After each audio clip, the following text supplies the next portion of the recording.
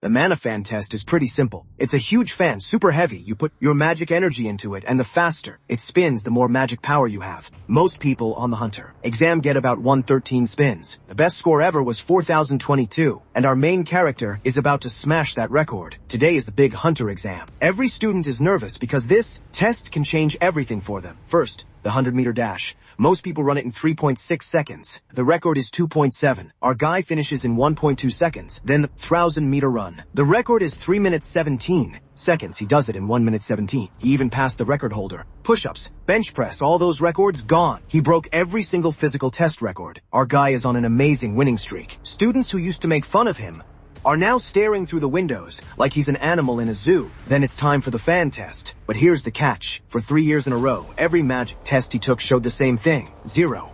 He couldn't even make the needle move. Couldn't get the fan to twitch. He'd stand there, trying his hardest, while the whole class laughed at him. But now he's focused because things are different. He puts his hand on the fan, starts to spin slowly, just one turn. Then super fast it jumps to 1020 and 40. Strong, thick magic energy starts flying everywhere. The numbers shoot up to all nines, and people are thrown back by the sheer power. Then the whole machine tears off its stand, flies across the field like a huge knife, and smashes right into the principal's office. Inside that office, the principal dives under his desk. Next to him is Midori, the strongest hunter on Earth. He's the only one laughing because the last person to get an unbelievably high score on this test was him. So how did a guy who failed 3 years in a row suddenly get the same score as the world's strongest hunter on his own test? Before today, this guy, Kanagi Manada, was a total joke. Let's go back to yesterday. The whole class is celebrating their hunter exam results, jumping around happily. Our guy is sitting in the back, staring at his phone, watching the same word pop up for the 3rd year in a row. Failed. Tears start falling down his face while everyone else around him is screaming with joy. He has the mark of the chosen ones, a mark on his body that's supposed to mean he's special. To make things worse, his class see him crying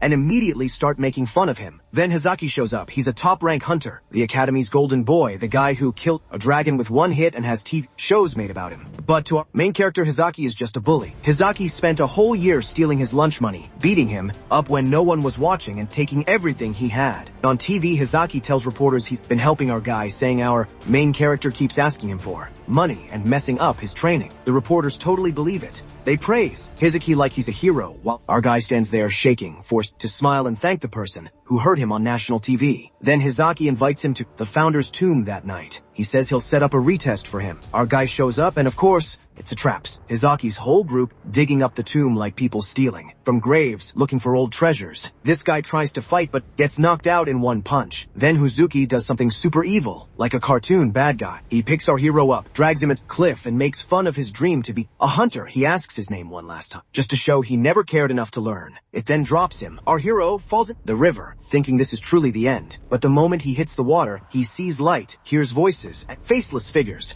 These are the 1 of 6 founders, the legendary heroes he read about as a kid. Their souls were sealed in that tomb the whole time, and Hyaki accidentally broke the seal when he pulled out the relics. They see the empty mark on his body and tell him the truth. The mark is blank, but it can hold anything. They offer him a deal. Pick one founder and get one skill like magic, sword fighting, making potions, or archery. But our hero says no. He doesn't want to be like anyone else. He wants all of their powers. The founders fall silent. They tell him no human body can handle so much power. But the empty mark on him opens up like a black hole and starts pulling all 106 of them inside. He basically became a living hall of legends. He shoots out of the river like a rocket. He lands right in front of Hizaki and his thugs. He picks up a small branch. Hizaki's top swordsman bodyguard charges, yelling that our hero should be proud to die by his sword. The moment he passes our hero, blood burst from his body. The bodyguard was cut down by a tree branch he never even saw move. The group's magic user starts casting a spell. Our hero fires back with powerful lightning, magic without even saying a spell, and blasts the ground. Hizaki can't believe it. Old stories start coming back to him. He remembers the legend of a swordsman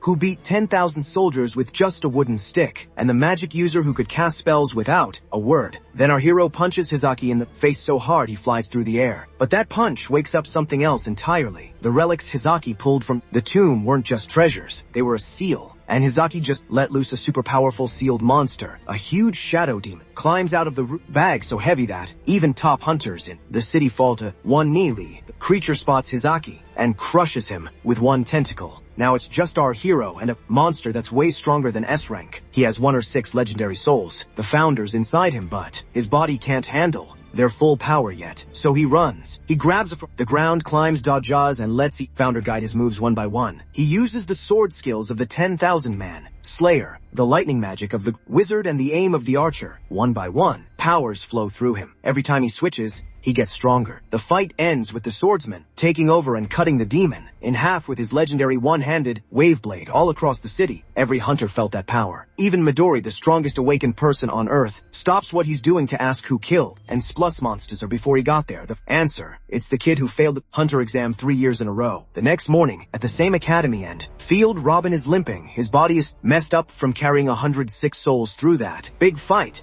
but he's been told he gets one more chance at the hunter exam, so he's going to take it again. But after the mana explosion destroyed the office, Midori came to talk to our hero. Our hero is shocked. This is the strongest hunter alive. After landing, Midori talks to him directly and praises his exam results, but our hero can barely speak. Then Midori gives him one more test. Our hero just needs to land one hit on the world's strongest hunter. Our hero freezes when he hears that. Midori is only 23, but he became a full hunter at age 9. His name is already famous. He has burned thousands of demons to dust in seconds. Other hunters don't even dare fight him. 10 years ago, he destroyed the pandemonium by himself, and 5 years ago, he stopped the Kyushu outbreak. He's a monster on a whole different level, so when Midori explains the challenge, our hero can barely believe it. Hanoki, though, is super excited and immediately tells our hero to let him take over his body. Midori explains the rules clearly. Our hero has 1 minute to hit him. Win or lose, there will be no punishment. Midori will only attack Wonk once every 10 seconds to keep it fair. Our hero has no reason to hold back. Our hero can use any skill or weapon he wants, but Midori won't use his special moves. To prove he's serious, Midori calls forth a ton of weapons and tells him to pick one. Seeing all these famous weapons pop up at once feels totally unreal. Kunagi, still trying to get his head around fighting Midori one-on-one. He pauses, then asks if he can really use any of them. Midori just casually grabs a katana. With almost no effort, he slices it in half. He then says his body is tougher and sharper than any blade. The main character barely has time to process that before Hananoi loses it. Mad at Midori's confidence, he demands control right now. His power grows, ready to explode. That's when Kanagi realizes Midori's strength is just like the Founder's. Against someone like that, he has almost no shot. Even so, he knows he can't waste time thinking about it. By now, all the students have gathered to watch the fight. Without any warning, Midori starts the countdown with a small smile, showing the test has begun. Kanagi grabs a sword and rushes right at him. Hanoki asks if he's really going to fight alone and says that's not fair, but the MC ignores him and keeps going. He knows using the Founder's power would be easier, but if he wants to become a legend, he has to do it with his own strength. He swings at Midori, but Midori dodges it with barely any movement. He keeps attacking while Midori casually stays on his phone, asking what social app he uses and joking that this is totally going viral. The students are shocked that Midori can dodge every hit without even taking the fight seriously. Still, Kanagi refuses to stop attacking. Then one student notices something weird about how he moves. The main character raises his sword, fakes a downward slash, then quickly switches to a horizontal strike aimed at Midori's feet and throat. The move is perfect, and Kanagi is shocked by how easily his body responds. He also notices he isn't getting tired. That makes him wonder if this is another effect of the Founder's power. But Midori suddenly puts a finger against MC's head ready to flick him and casually says, 10 seconds are already up. But Midori's attack rips apart the field. Seeing that destruction, Kanagi realizes his head would have been blown off if it hit him. Midori looks at his own hand, confused. He didn't feel any killing intent from the main character, so now he wonders if he misjudged his strength. The MC starts to panic, realizing he'll die if this keeps up. Desperate, he tries to remember what his stronger self felt like. As he focuses, a powerful energy bursts out of him and even Midori is caught off guard. Kanagi charges again, now moving much faster. The students shout that even the cameras can't keep up with them anymore. Midori notices the change and wonders if this power needs a trigger, or if he's been hiding it on purpose. Another 10 seconds pass, and this time, Midori decides to hit him more lightly. He lowers himself, gets his finger ready for another flick, but changes his mind at the last second, and just taps Kanagi in the chest instead. The hit sends the main character crashing hard into a wall. He coughs up blood, but even then, he's amazed. Actually fighting the strongest awakened person in the world. Kanagi knows that if he still had his old body, that single hit would have killed him. Instead of scaring him, that thought makes him smile because it proves he's getting stronger. Even so, the MC knows he still isn't strong enough to pass.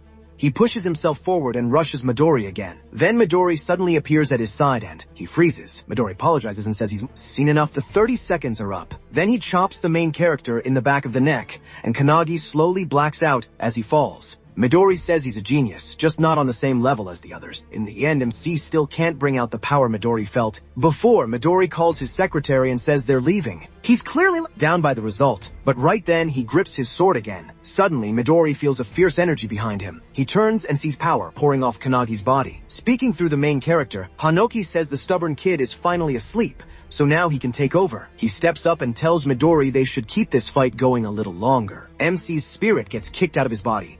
He freaks out when he sees Hanoki controlling it, but Midori just smiles, realizing this is the weird power he felt before.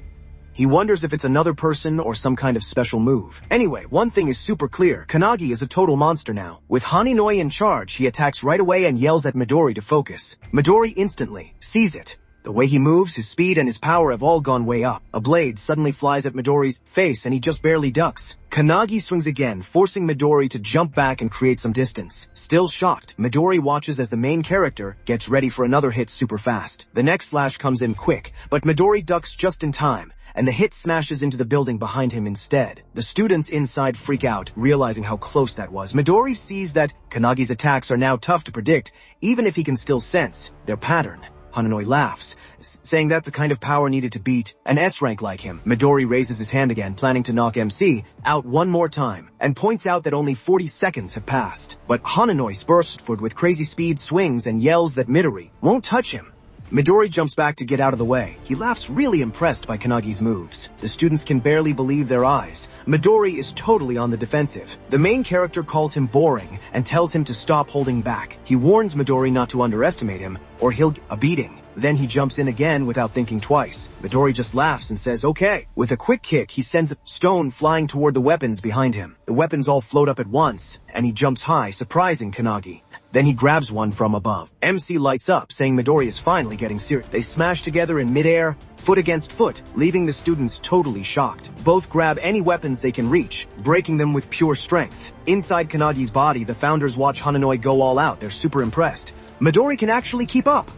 The old man's spirit wants to join in, but another founder tells him off for being clumsy. The great wizard's quiet, then realizes he's been watching Hanoki's moves and trying to copy them. He sees Hanoki shift his weight as he jumps up from below, but the sword in his hand breaks again. Annoyed by the weak weapon, Haninoi gets really mad. Midori, meanwhile, is having a great time. Then he notices there are no swords left and wonders if Kanagi will switch to guns. With a grin, Midori shouts that only 10 seconds left and asks what Haninoi will do now. Haninoi looks toward the building behind him and jumps for it. He goes straight to the guy who pushed Kanagi earlier and grabs his sword. Right then, Midori gets close and throws a punch at Haninoi. The hit smashes into the building with a huge boom, but Haninoi dodges just in time and appears right in front of Midori. They go right back to fighting in midair. Midori yells that this is fun and says they should keep going for a bit longer. Meanwhile, the students realize the building is about to fall down. As the fight gets to the rooftop, Midori's secretary watches calmly. Midori puts his hand on a huge fan, holding it so tight it starts to crack. He rips it off and points it at Haninoi. Then he throws it at him, but Haninoi, using his one-handed sword, cuts right through it with his special dice sword move. The fan breaks into tiny pieces and Midori excitedly praises his amazing skill. Hanoki doesn't wait and throws his sword at Midori next. To Midori's surprise, the sword breaks into pieces when it hits. Midori lifts his hand, aims at him, and calmly says, 60 seconds are up. Then he slams Hanoki down with a palm strike. Haninoi clicks his tongue, but before he can move, Kanagi suddenly jumps onto his back and pushes him toward the other founders. As Midori's attack gets close, main character gently pushes it aside and dodges it. That move shocked both Haninoi and Midori. Hit breaks one of Kanagi's hands. Even so, he stays focused on his goal and punches Midori in the face with his other hand. Inside, the fight between these special beings feels like it'll never end.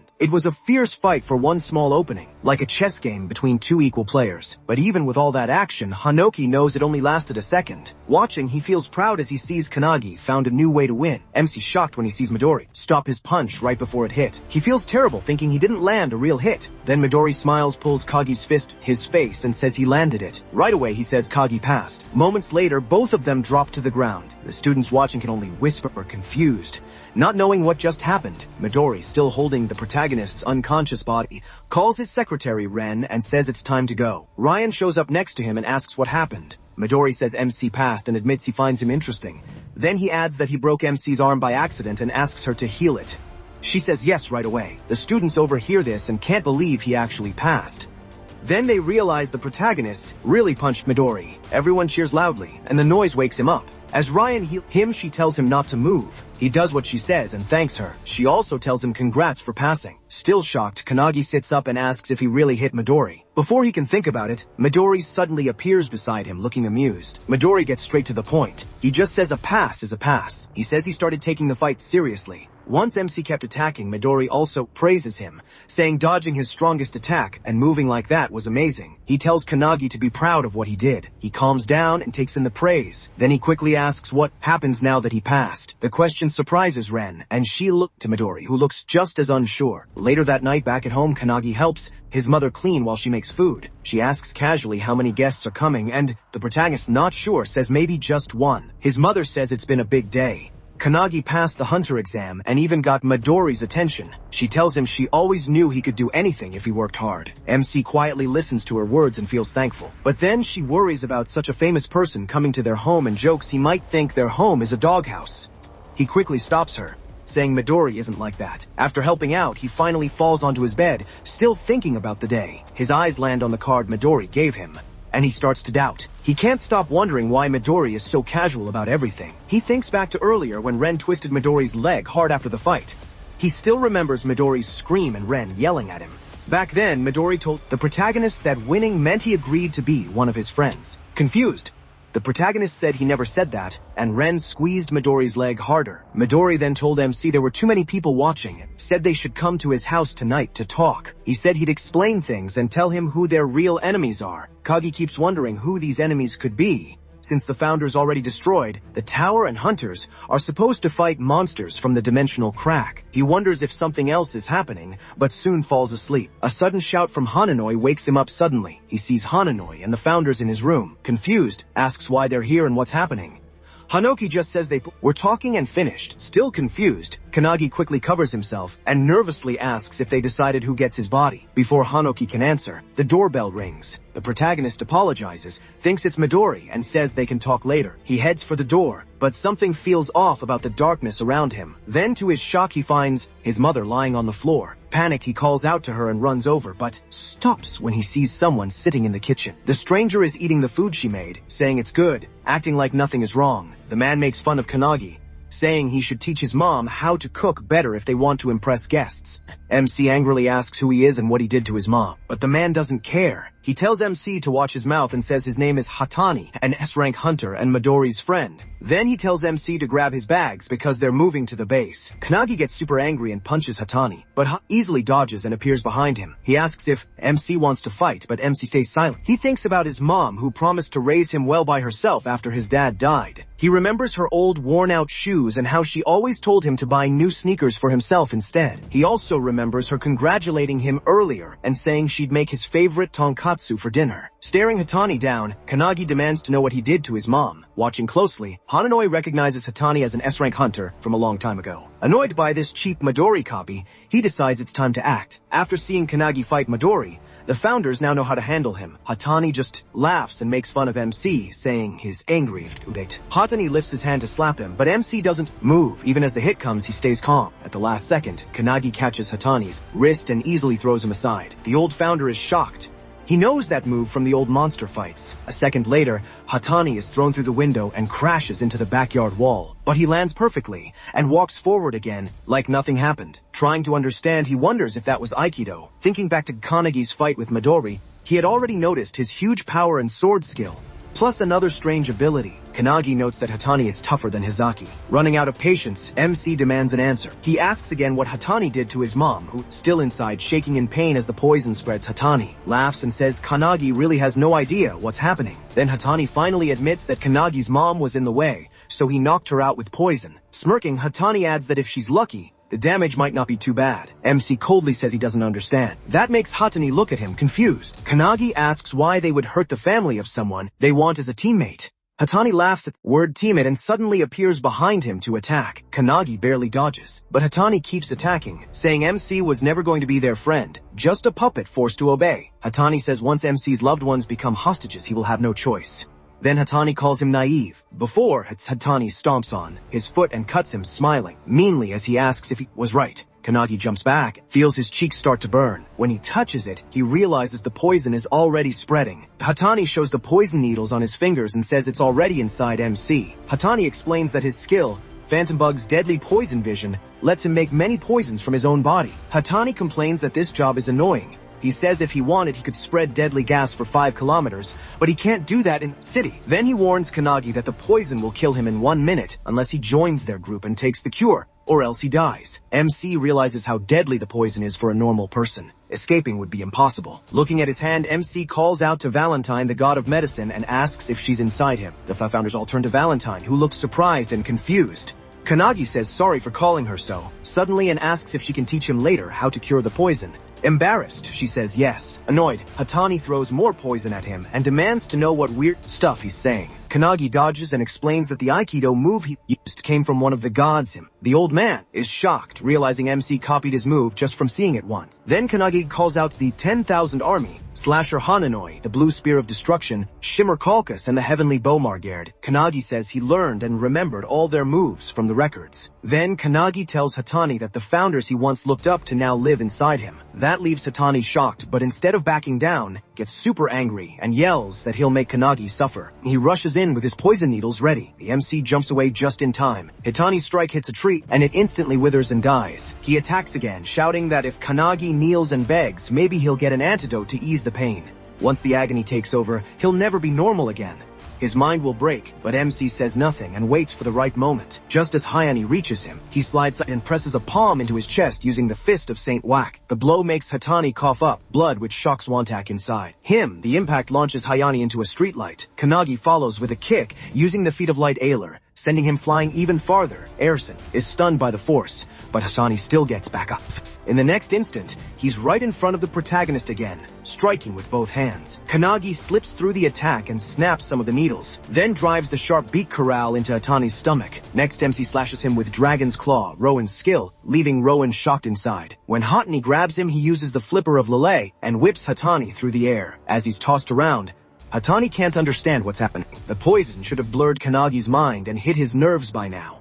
Yet he's still fighting at full strength. Then the protagonist activates the Magus of Truth, smelts sentient, and fires it at Hatani in a massive blast. Everyone is left stunned. Hinoi asks the founders if they saw that. He says that after beating Hatani, Kanagi started copying all of their techniques, both physical and magical.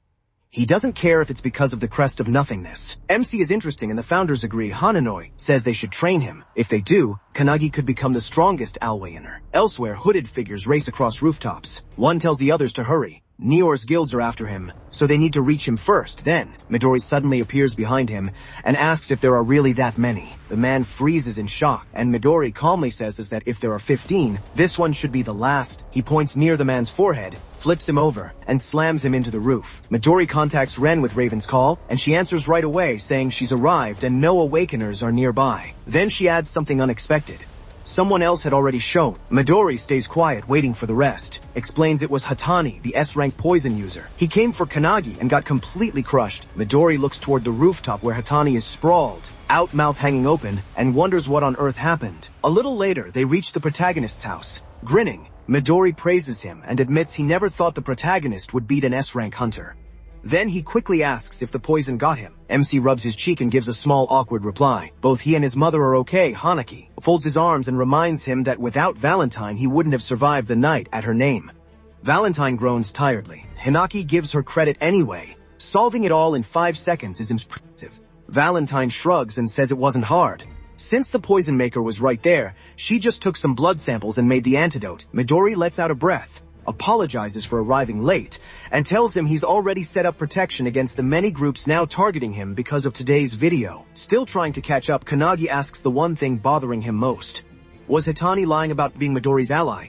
Midori immediately says yes. Lots of people use his name for their own gain. With that cleared up, he turns to Ren and asks if she's done. Right on cue, she appears beside him and says all the damage has been fixed. The protagonist stares at his restored house, shocked to see the window and backyard wall back to normal. Smiling, Midori suggests they go inside and talk about the protagonist's future. MC stands there, caught between excitement and worry. The next day, his mother sees him off as a car waits outside. She asks if he's forgetting anything, but Kanagi tells her he's fine and worries too much. She can barely believe the boy she raised is really going to Midori's place. Still, Midori already promised her that he'll look after him and make him a great hunter. That promise fills the protagonist with excitement, though his mother still looks uneasy. Trying not to show it, she hands him lunch and tells him to eat since he skipped breakfast. He doesn't really need it, but he takes it anyway. Then she asks Midori directly if her son will be in danger. Midori says yes without hesitation, and she admits Kanagi has struggled all his life, so trusting someone else with him is a huge step. Even so, as his mother, she can't stop worrying. Midori confidently promises to train MC until he has no weaknesses left. Hearing that, she finally agrees to entrust him to him. Once they're in the car, Ren, who's driving, asks Midori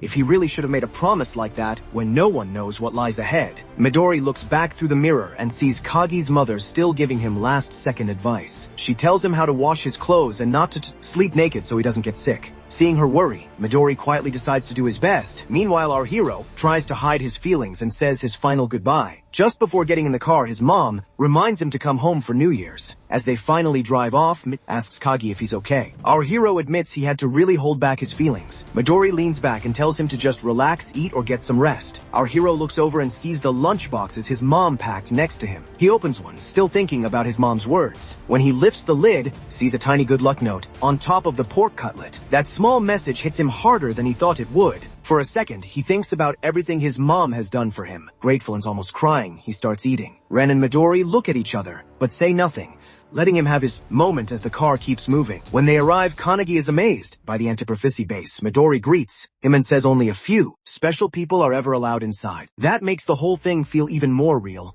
And our hero is a bit lost with what he's getting into. Inside, a man by the window watches them show up. Without turning around, he tells the others the new guys are here. A girl with a straight face asks if this is really about the new guy. A young man says they don't often get a new team member, but another man nearby isn't so sure and says they should first see if the new guy is really good enough to join Antiprophecy. Outside, Kanagi stands there for a moment. Still trying to understand everything, he starts wondering what the Anti-Prophecy group really is and if it's linked to Ichihara Guild. Noticing his confusion, Ren says sorry for not telling him. She explains she couldn't say much in front of his mom because it's a top national secret. That hits him harder than he thought it would. As they head in, Midori says they should take his bags to the dorm first. Ren offers to help, but Kanagi says he can carry them. Right then, a voice suddenly tells them to wait, making our hero jump. When he looks up, he sees the young man before standing above them. The man says he'll explain everything. Then he kicks hard at our hero. Our hero puts his arms up and blocks it, but the kick cracks the ground under him. He feels the shock through his body, but he stays standing. The man looks impressed and gives him a quick compliment. Surprised, Kagi asks who he is. The man steps back, lands softly, and introduces himself as Hanada Hikotaru, part of the Antiprophecy group and now his teammate. Before he can even understand what's happening, Han makes it clear he's here to explain everything. Midori doesn't seem to care at all. He casually asks Ren for tea and she pours him a cup while this is all happening. He watches, then asks Hanada what he's doing. Hanada says he has two reasons: to introduce Kanagi to the Antiprophecy group and to see what he can do. That answer only makes our hero more confused about what kind of test this really is. Without another word, Hanada throws another fast kick. Our hero blocks again with both arms staying put. Even while attacking, Hanada starts explaining how the Antiprophecy group began. Kanagi listens, but he finds it hard to believe. Hanada plans to explain everything while fighting him. In the middle of it, Hanada pauses just long enough to ask his name. He answers quickly. Midori, still calmly drinking his tea, thinks about how many times our hero has been tested. First by the academy, then by Midori himself, then an S-rank fighter, and now this. He turns to Ren and wonders if Kanagi is always going to be tested like this. Ren calmly says that's just how it is. Our hero is the special person Midori found himself. Hinata keeps throwing kick after kick, and our hero keeps blocking them with his hands. At one point, Hinata asks him what a hunter's job is. He answers right away. A hunter's job is to get rid of the monsters that come out of cracks in space. Ha gives him a thumbs up and says that's right. He compares it to pest control, then suddenly ducks down and asks a new question. What dangers are there outside these cracks? That question really surprised Kanagi. He asks Ha what he means by other dangers.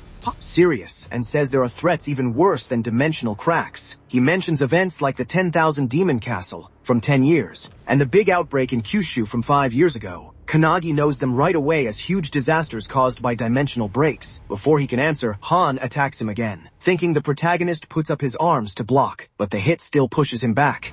Hanada tells him he did well remembering those big disasters, then says he'll learn a lot more about them when his academy training begins. He gets his balance back, but before he can do anything, Hanada is suddenly right over him. An axe kick slams down. The protagonist just barely gets out of the way. Hanada's foot hits the ground instead, and a nearby tree is cut in half. The protagonist is shocked by how strong that kick was. Hanada stands up straight and keeps talking. Those events, like the Tower of Malevolence from 300 years ago, weren't only disasters. They were attacks from another world. He finds it hard to believe. This isn't just history, it's still happening now.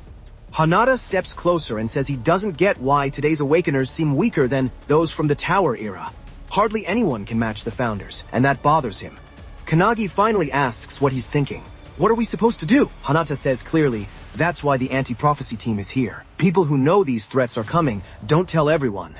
They only warn the special people who can handle them. And Hanada says those special people are the anti-prophecy team members. Midori and Ren smile at that. He realizes their job is to stop bad things from happening before they start. Hanada then tells him that from today, he's officially part of their team. That's because he's the first person to block Hanada's kicks again and again. Hanada welcomes him and shakes his hand. Kanagi shakes it and Midori and Ren clap. Then Hanada calls out to the other special people who show up on top of the building without saying anything. Kanagi asks what they're doing, but they just stare back, which surprises Kanagi. Midori jokes that they disappear like bad guys, but Hanada says they probably just want to check things out. Hanada tells Midori to let him handle the rest and Midori leaves. Then Hanada helps him with his bags and offers to show him his room, and he thanks him. That night, after getting settled, he keeps thinking about the group. He just joined a group made to stop bad predictions. He wonders if the Founders faced similar problems during the Tower era, and if he's fighting against something that was already predicted. This thought makes him nervous, but then a voice tells him to stop worrying and just focus on training. He's surprised around and sees Hanoki and the other Founders in his room. Kanagi quickly says sorry for not talking to them sooner, but Hanoki says they've already decided. As Founders, they've decided to train him to become the strongest special person, just like Midori. With their help, he could become the strongest special person ever. One of their students. Kanagi is shocked and asks if they really want him as a student. Hanoki nods and says yes, adding that it's a great.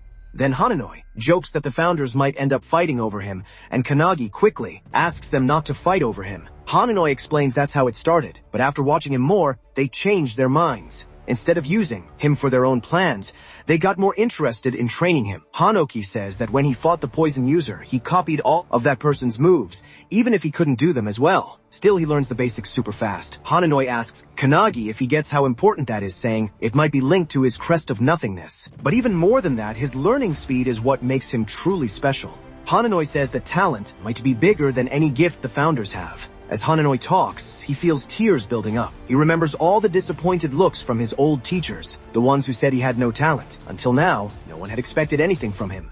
It feels almost fake, especially after being treated badly and picked on for failing the hunter test 3 times. He remembers his classmates laughing and telling him to quit. People barely even remembered his name. No one believed in him, and he'd gotten used to being overlooked. But now 2 of the most important people, Midori and Hananoi, believe in him. This kind of praise feels unreal, and Kanagi can't help but wonder if he really deserves this happiness. For years, he could only look up to them from a distance. He never thought they'd ever believe in him. Seeing him tear up, Hananoi walks over, smiles, and puts a hand on his shoulder, telling him to relax. Then they tell him the truth. Their souls are inside him, especially when he sleeps. Because of that, he can go to a place outside of normal time and space. So they make his training plan. Every afternoon, he trains with the anti-prophecy team. At night, the lessons continue in his dreams. His peaceful sleep is now over, but he's ready for whatever comes next. He quickly accepts their help and agrees to follow them. The night ends and morning arrives. In the bathroom, Hanata is washing his face when he sees the guy walk in. They quickly say hello to each other. The tired look on his face tells the whole story. He admits he's still not used to the tough routine. Hanata remembers having the same trouble when he first moved into the dorms, but then Hanata spots something weird. A strong energy is coming from him, and it immediately catches Hanata's eye. On instinct, Hanata throws a quick kick. The guy just ducks, spits out his water, and easily dodges it. Then he walks away saying he has no energy for this so early in the morning, and he's heading to the cafeteria. Hanata is totally shocked. His kick was faster today, but the guy still dodged it like it was nothing. A bit later in the cafeteria, Hanada finds a seat. He walks over to a woman eating fruit and asks if he can join her. She just says yes. Haninoi sits across from her and tells him to sit next to him. He remembers this woman was introduced yesterday as one of Hanaki's teammates, but she's still cold and formal, making it clear she doesn't want him around. Even so, he says hello and tells her his name. She immediately shuts him down. She doesn't care what his name is and won't bother remembering it. Pointing her fork at him, she says she'll only learn his name after he proves himself. Until then, training comes first. He's going with her on a mission to stop a prophecy. That prophecy goes back to 1945. That's when a book was found in Antarctica, buried 3,000 meters under the ice. It was called the Book of Doom. The writing looked childish, but what it said was scary. It warned that 80 years later, the world would face a huge attack and many disasters. That warning was serious enough for everyone to pay attention. During the drive, she asks him why people trust the book's predictions. He thinks for a second and glances at her, still not knowing her name. Before he can ask, she says names don't matter and tells him to answer. He guesses it's because the prophecies are always right, but she quickly shuts that idea down. She makes fun of his answer and asks if he's stupid. If even one event from the Book of Doom happens, the world is over. That really shocks him. As they talk, he asks Hanada how many prophecies are in the book. Hanada says there are around 200. That makes him wonder if the world is already doomed. But Midori explains that almost 180 have already been stopped, which totally amazes him. Still trying to get it, he asks the same question again. Why does the world trust the book so much? The woman explains that the Book of Doom was found by an explorer named Bernard Russell. When Bernard opened it, the first page said, "Hello, Bernard." Then it listed the exact time he found it. March 17th, 1945, 11:35 a.m. on a sunny day. That was all the proof anyone needed. Hours later, they arrive at Tokyo's Suma Ward, where a medium-level dimensional crack has opened. As they get close, guards stop them and say the area is off limits. They rush past so fast the guards can only stare. When he hesitates and asks if this is actually okay, Hanada says yes. The woman starts explaining the bigger danger. Disasters like World War II, the dark side of the moon, the spreading pandemic, and the floating trees are all treated as emergency cases. One of the worst was the pandemonium outbreak, which Midori managed to stop. And while the Book of Doom is famous, it's just one of many magic books hidden around the world. The anti-prophecy unit was made to get information, understand predictions, and stop them before they happen. Their jobs deal with different levels of danger. A rank 3 threat can wipe out whole areas. Rank 2 is a national emergency. And rank 1 puts the whole planet at risk. As he listens, he starts to get what's really going on. He's worried and asks if these missions are all up to them now. She just calmly says, "That's what happens when you join the anti-prophecy unit." Soon after, Kisaragi and his team see them cross the warning line and rush over. Thinking they're just regular people, Kisaragi tells them to go back because it's too dangerous. She brushes him off and says today's prediction is a rank 3 case. She explains that the crack might look like a normal B-rank gate, but it's actually a much worse rank 3 disaster called Yellow Journal. She's sure it's about to get bigger. Right then, the crack starts growing fast. Kisaragi turns, his eyes wide with fear as the rift fully opens and monsters start pouring out. He immediately tells his squad to get ready. But the monsters crush them almost at once, easily cutting through his men. Panic hits him as even B and C rank hunters can't stop them. Then he feels something even worse, the huge power of a boss monster. When he sees the newcomers moving in, Kisaragi tries one more time to stop them. She ignores him, puts her hand on the ground, and casts Tismagustus. Right away, spears shoot up from below and stab the monsters in a brutal instant. Hana jumps in too. He speeds across the field, taking down enemies one after another with quick, clean moves. Kisaragi can only stare. Thought his S-rank strength was amazing, but these two are on another level. He has no idea who they are. Then the woman tells Kisaragi to step back. To them, he's just a regular person here. His eyes drop to the mark on her hand, and he freezes. They aren't random fighters, they're government agents. Before he can think anymore, a giant hand bursts out of the crack and tears it wider. A huge beast, Jilia, steps through, a monster beyond S-rank, giving off massive power. The woman at it without a second thought. Kisaragi yells for her not to be reckless, but she doesn't stop. The two of them attack together without fear. Hanada fires off a string of kicks at the beastman, then realizes in shock that they do nothing. Its special armor blocks the hits completely. He has to pull back as it lunges at the woman. She quickly gathers energy for a counter, but Kanagi suddenly appears between them and catches the attack with his bare hand. The beastman explodes from the hit. Everyone is shocked. When the shock clears, Hanada realizes it was a penetration shock. But the real surprise is this. Kanagi just killed an S-rank monster in one hit. Hanada can tell his strength has jumped like crazy overnight. The woman calls out that he didn't need that much power, but he already knows the best way to beat something with strong physical defense is to destroy it from the inside. He learned that from Whack the Fist Saint, who taught him the basics of penetration attacks the night before. After that, Kanagi looks at the girl and says since he saved her, the least she can do is tell him her name. She lights up and says her name is Akane. There isn't time to enjoy the moment. Hana turns back to the fight, boosts his body, and charges the next wave coming from the crack. Akane follows with her own attack, covering the monsters in liquid mercury before blowing it up with Mercurious Reject. Together they push ahead. Now sure that just like Kanagi said, attacking from the inside works much better. Ready to keep going, Akane signals Hano and both of them charge straight for the crack. Behind them, Kisaragi can only watch in disbelief.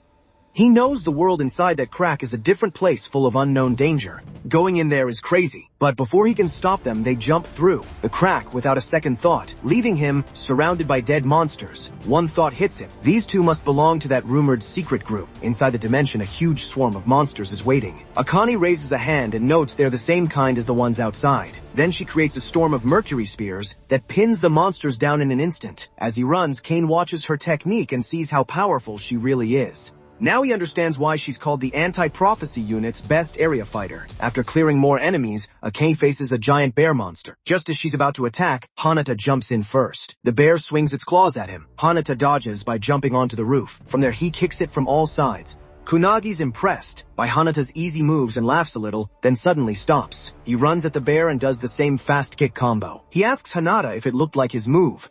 Hanata is shocked, then grins. After they take down the monster, they keep going. Akane realizes the deeper they go, the fewer monsters they find. Soon they reach a huge arena-like space. Then a strong feeling fills the area, warning them that something big is coming. A giant Minotaur warrior lands right in front of them. It's completely mad. This is the boss, a blind Minotaur with super high power. Hanada and Kanagi are surprised by how huge it is. Akane stays calm and asks if this is really the boss. Right away, countless spears fly out from the portal. Akane tells the others to use their strongest attacks. She says she'll finish it herself. Hinata immediately starts gathering energy. In the back, Kanagi watches both of them in wonder. Still, he feels their attacks might not be enough. Hinata is surprised that the main character doubts their best shot. Even with magic flying everywhere, the beast swings its huge weapon. The hit smashes the ground, making a big hole and sending shockwaves through the arena. When the dust clears, they stare in shock. The monster took their strongest attacks without a scratch. They get ready to fight again, but as Kanagi gets ready, he hears someone praising Akane's skill. He knows that voice right away. It's Kick, the spirit of his founder. Killick, an alchemist, says Akane is pure fast and has amazing power,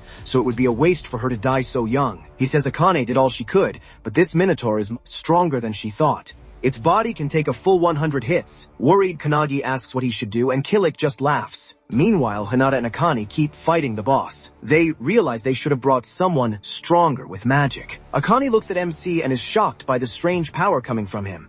MC has given control of his body to Killick. Using Kanagi's body, Kill casts a spell called Mercurious on the Minotaur's legs. The spell locks its lower body in place. Akane is left speechless. She's shocked that he used a skill like hers and used it to pin the monster down.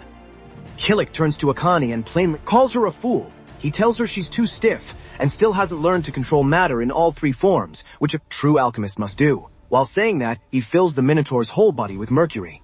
Soon, the metal starts leaking from its mouth. Then, he casts a boiling spell. The mercury inside heats up fast, cooking the beast from within as toxic smoke spreads out. The air gets hard to breathe and Akane stares in amazement. Instead of just overpowering the monster, Kill used heat to break it. The Minotaur twists in pain as its body burns from the inside. While finishing the spell, Kill casually tells the main character he wants Akane as his student.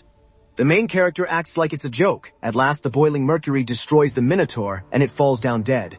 With that, the day's mission, beating the boss of a level 3 prophecy, ends in success. Akane can only stare, unable to understand what she just saw. The technique MC used should only belong to someone awakened living inside a crest. That means MC must be in the same group as Hiko, but he also used alchemy at her level. Still shaken, she demands to know who Kanagi really is. He just smiles and holds out his hand, introducing himself. Annoyed but curious, Akane unwillingly shakes his hand and says she'll remember him. Seeing the protagonist earn Akane's respect makes Hanada smile. Outside, Kisaragi and his men are still waiting when the dimensional crack suddenly starts to close. Just before it seals, the three of them jump out. Kanagi asks if the mission is done, and they tell him all that's left is reporting to headquarters. As they talk about what comes next, Kisaragi walks up and thanks them for saving his team. He says he won't ask who they are or what happened inside. Akane thanks him and tells him to mention the emblem in his report. That should explain things to the higher-ups. As the trio leaves, Kisaragi says he'll help them if they're ever in trouble. Akane turns back and says they probably won't meet again, so he should return to normal life. Hearing that, Kisaragi understands the truth. They're just civilians to him, living in a world he can't reach. On May 11th in N Prefecture Village, a red streak flashes through the streets. One guard spots it but can't tell what it was. Then a huge roar tears through the village. Back at Anti-Prophecy headquarters, the trio gets out of the car, and Ani reminds them to write their report. But Hanada gets a message. They've been called to the laboratory right after the mission. Curious, they head to the Antiprophecy HQ lab. Two people are already there, one on the stage, the other sitting in the stands, saying in a cold voice that Akane took quite a while to beat a rank 3 disaster. Kunagi recognizes him right away as the red-haired guy from earlier. Akane gets mad at his attitude since he talks like he's the boss when he isn't. Hinata quickly cuts in and asks what Director Kurihara wants with the man on the stage is the director himself. Once everyone settles, he starts a video from the analysis team. It shows a glowing red-hot chunk of charcoal. The director says it's a prophecy grimoire found in a volcanic area and studied ever since. Kanagi wonders how anyone could rig grimoire in that condition, but the director adjusts his glasses and says AI and X-rays pulled out part of the data. Most of it is still unclear, but one prophecy was readable, and it directly mentions Japan. Everyone is stunned, especially because this is a prophecy they've never seen before. The director explains that anti-prophecy research gathers data from all over the world, so finding a totally unknown prophecy is rare. This case is different. The red-haired man understands at once. They're the 4 being sent to investigate. The director says he's right. This mission would usually go to the regular team, but they're unavailable. Kanagi then realizes that's why Midori wasn't there when they got back. The director orders them to leave at once and says the rest of the details will be sent by email. MC is shocked they got another mission so fast, but the red-haired man tells him he'll get used to it. He clenches his fists, feeling something much bigger is coming. This time, the whole world may be at risk. Kanagi slams a hand on the table, stands up, and declares that he and his 3 subordinates will take the mission. Akanagi is clearly annoyed to see him acting like the boss again. As they leave, the director warns them to be careful since they still don't know how serious this mission is. Even if the prophecy starts, they must wait for the main force before doing anything extreme. In the car, Kagi can't shake his unease about the mission ahead. From the front seat, Suo tells them to get some sleep, pointing out that the protagonist just finished his first mission.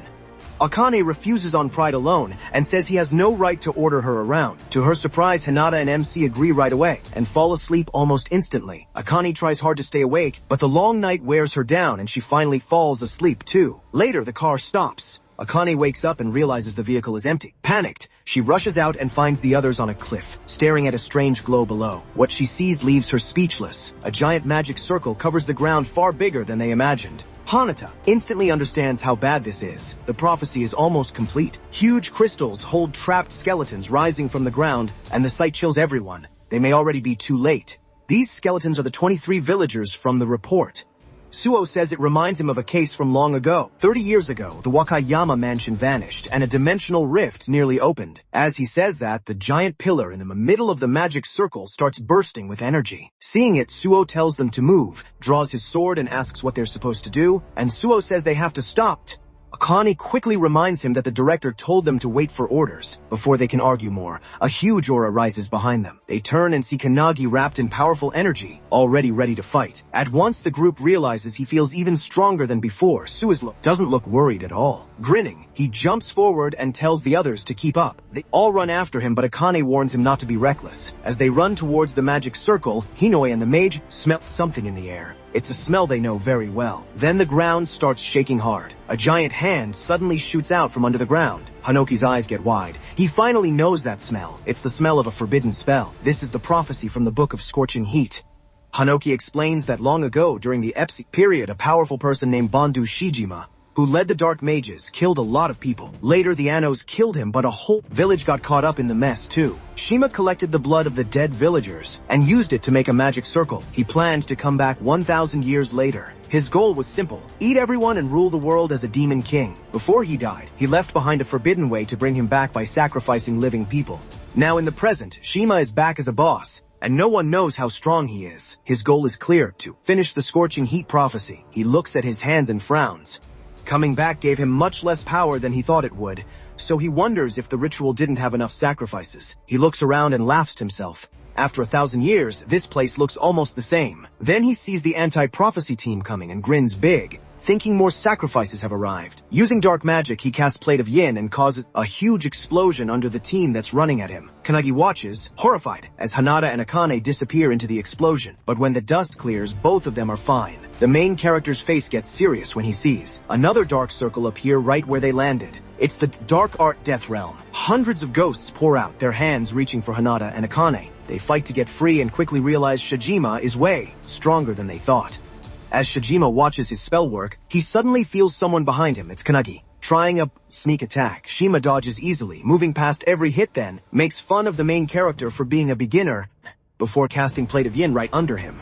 The ground explodes, but Shima is shocked when Kannagi comes out unharmed. Kannagi fires back with Thunderbolt Hadad, but Shujima blocks it with his own dark magic. Even so, Shujima is impressed the main character picked that skill. Then from the smoke, Suo appears behind Shima and uses Chrysanthemum, sending a lot of blades at him. Shujima is surprised, but he easily dodges them by jumping into the air. While Shujima is still in the air, Suo uses another spell. Make it clear he never thought such a weak move would finish Shujima. Suo slams down his weapon and uses Autumn, which brings down a rain of knives. Shajima just smiles and calls them nothing but falling lights. Then Shujima's hand changes into sword and he attacks Suo. Suo blocks, but the hit pushes him back. Just from that, Shujima thinks Suo is probably the strongest in the group. Watching from the side, Kannagi feels like Shujima's power never ends. He's nothing like the enemies they fought before. He even seems stronger than the founders. As the main character thinks that over, he hears his teammates shout from behind him. He turns and sees Akane and Hinata getting hit by dark magic attacks. They get free and rush at Shujima, who is still fighting Suo. Without slowing down, Shujima calls up 3 skeleton demons to stop Akane and Hinata. As they appears in front of Hanata, he kicks it, but to his surprise, it does nothing. These monsters are as tough as the minotaurs from before. Another skeleton demon steps in front of Kannagi and blocks his way. At the same time, Suo and Shujima keep hitting each other, and Shujima makes fun of him, saying his friends won't be helping. The moment Shujima says that, Suo cuts straight across Shujima's shoulder and says he doesn't need help. Suo points his blade at Shujima and tells him to back off, saying the only thing he trusts is his own power. As blood runs from the cut, Shima laughs like crazy and shouts that he doesn't need anyone either. He'll eat them all. Then he rushes Su, who barely blocked the hit before it lands.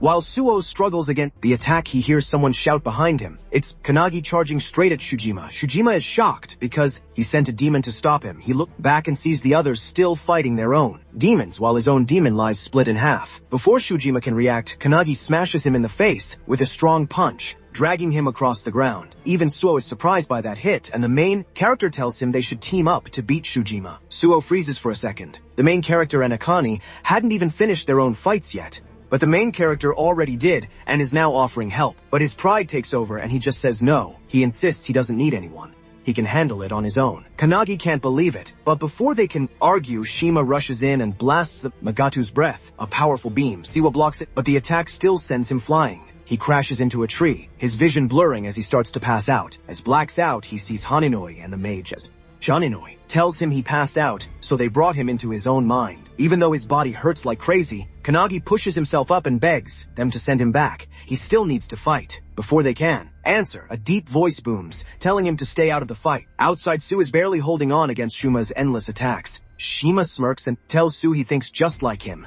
fighting without needing anyone else. He grins, looking like he wants to eat everything. Shima puts all his power into one hit and breaks Sua's sword in half. Su is shocked but quick. Su instantly calls another sword and swings it, but Shajima bends way back and dodges, super flexible. The more Su struggles, the more Shujima seems to like it.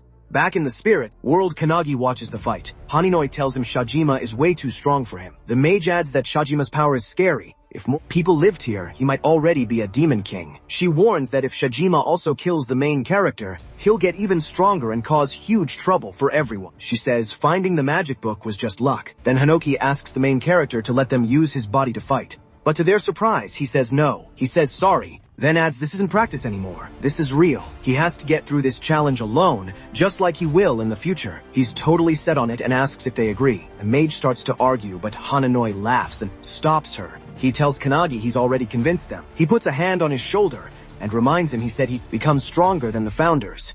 Then he tells him to use everything he learned and fight his own way. This fires up the main character, turns to the fight and asks the founders to watch him. Then he runs back into the fight where Shijima and Su are still battling. Su is really tired. The moment he opens his eyes, Shijima attacks again, sending him flying. While he's still in the air, Shijima gets ready to finish him off. Just as Su gets ready, someone catches him in the air. Kanagi grabs him and his sword, then throws him down, away from Shijima's coming beam. Su hits the ground. Shijima turns back to the main character in the air. He fires another Magatu's breath at him, but stops cold when Kanagi calmly uses Hinoi's one-handed sword style. With perfect focus, he cuts right through the beam, then slices off Shijima's arm. Shige is speechless, unable to get what just happened. Shaking with anger, he screams, "Who are you?" But the main character coldly answers, he's the one who will become stronger than the founders. Watching from the spirit world, the mage asks Hanoki if the main character can really beat the Dark Wizard. But even Hanoki doesn't know. What he does know is that Kanagi isn't careless. Hananoi thinks he learned something new while sleeping in the car on the way here. He grins, wondering if it's something even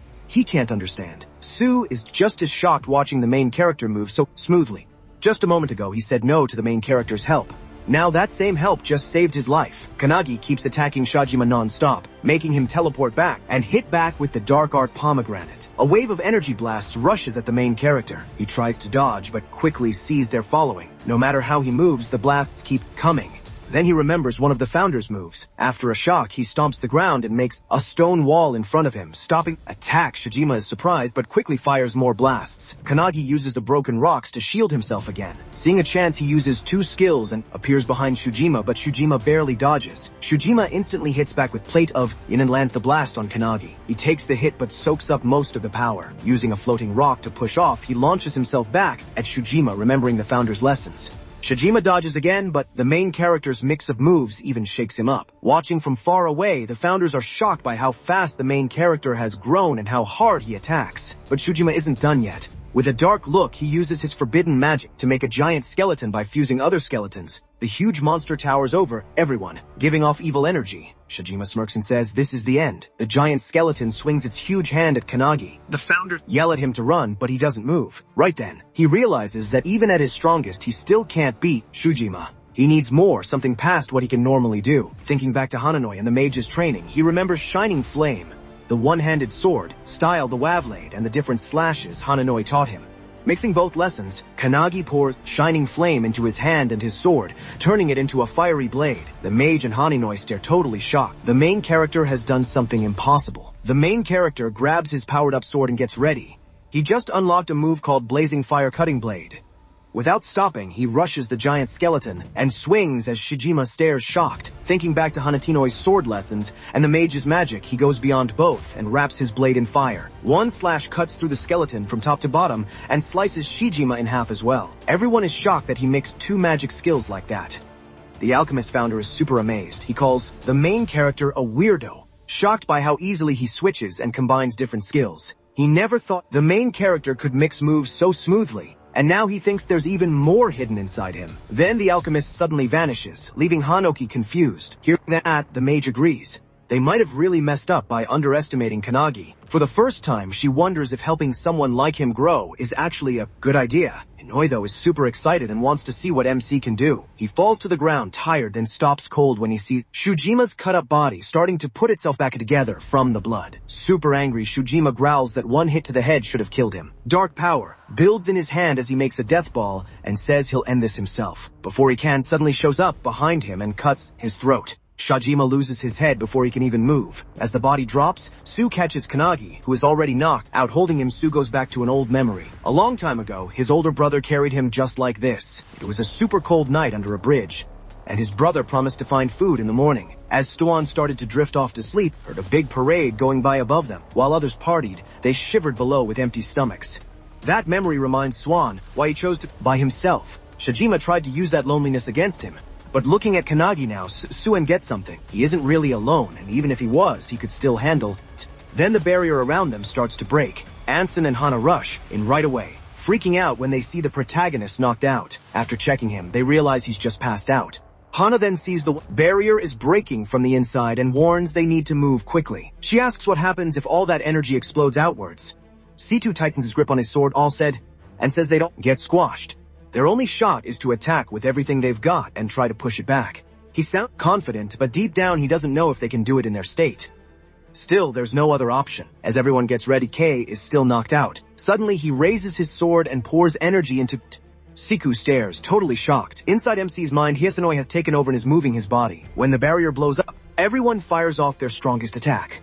While Haninoi uses his one-handed splitting cloud strike outside, a red-haired man runs toward the area with two others, and they warn him the barrier is about to burst. A second later, it rips open. The men think they're too late, and a bright blue beam shoots from Kanagi's sword up into the sky. The red-haired man watches, amazed, seeing it as a perfect sword move done without a second thought. He's Sumakoto, leader of the anti-prophecy unit, and he wonders who did it. Later, on a plane over Peru, Midori talks with Makoto and is shocked that the new recruits stopped the unknown prophecy back in Japan. Makoto stays on the phone while dealing with a top-rank prophecy that he says is way more dangerous than the last one. Instead of sitting inside the plane, Midori chills on top of it, smiling as he thinks about how much the anti-prophecy unit has grown, even if he can't see it himself. But that good mood ends fast when Makoto says the one who stopped it was him, the same guy who joined only 2 days ago. Shocked, Makoto demands to know who the protagonist really is. Midori answers right away.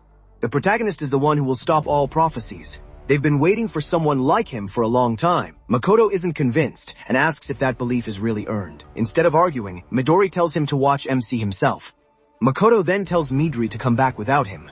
Fighting an enemy on the same level is getting tough. Midori lets out a small laugh, quickly says sorry and turns back to the fight. Then, Ren calls out, sounding urgent. They're facing a huge prophecy, the super strong boss of suicidal infection. Its name is Ishtam. As the monster charges in, Midori tells Makoto to hold on a bit longer, then raises his hand and unleashes divine wind turbulence. At that same moment, Kanagi suddenly wakes up in a hospital room and sits straight up with a shout. A nurse quickly calms him down and says he's finally awake. He's been asleep in the anti-prophecy infirmary ever since the mission ended. He realizes he must have just passed out. He slept so deeply that he never even got to the spatial realm to train with the founders. The nurse tells him he's okay, opens the curtain, and says to call if he needs anything. As it opens, Kunagi sees Su nearby with his arms crossed, quietly watching. That makes him wonder if Su has been there the whole time. Looking around, the protagonist sees Ansen and Hana aren't there. When he asks, Su says they're training because they felt useless in the last battle. Then Su calmly says MC's strength was too much. Hearing praise like that from him leaves MC shocked, but before he can answer, Su stands up and sharply asks who he really is. In less than 2 days, the protagonist took down a rank 3 and even a possible top-rank boss. He also used a fusion spell Su had never seen before, so Su pushes him really. And how can he become like him? Before Kanagi can answer, Makoto walks in. He asks if MC is the one he came for. He says yes, and Su is shocked that his older brother showed up. Makoto walks right past Su without really looking at him. Kanagi nervously asks if he really is Su's big brother. And the moment he says it, Makoto pulls out his sword and swings it just inches from everyone. Su and the protagonist are both surprised, but he dodges. He wonders if this is some kind of test. Makoto was impressed that a trainee dodged his attack. He said it was a test and Kanagi passed. Then, Makoto introduced himself as Su's captain and older brother. That confirms it. Makoto really is Su's brother. After a short pause, Makoto announced that because of MC's great fight against the top-level monster, he'd be joining his team for a bit. MC was speechless. Su was even more shocked. Jealousy hit Su hard. Even as Makoto's younger brother, he was never allowed into that team. Makoto didn't waste any time and told MC to come with him for a meeting. Behind them, Sua squeezed his fists so tight his knuckles. Elsewhere, Akane and Haneda trained harder than ever. Akane attacked with many weapons while Haneda practiced defending. Even so, they both knew catching up to Kanagi felt almost impossible. While they kept training, Midori suddenly walked in and happily said he brought chocolates from Peru. To his surprise, they ignored the chocolates and rushed over, asking how long he'd stay in Japan. When he said 1 week, they immediately begged him to train them during that time. They weren't going to let Kanagi leave them behind without a fight. Midori didn't expect them to be so determined. He agreed, then asked about Su and if he wanted to join too. Just then, Su arrived and said with strong resolve that he'd join them too. Meanwhile, Kanagi hurried after Makoto through the hall. Back in the training room, the group was surprised to see Su so fired up. Su told them that his older brother personally picked the main character to join the team for now. That shocked Akane and Haneda. They realized how far MC had come. Getting chosen by Makoto was a huge deal. But Sua took it as proof that he was still behind MC and needed to get much stronger. At the same time, in the hallway, MC asked what this meeting was about.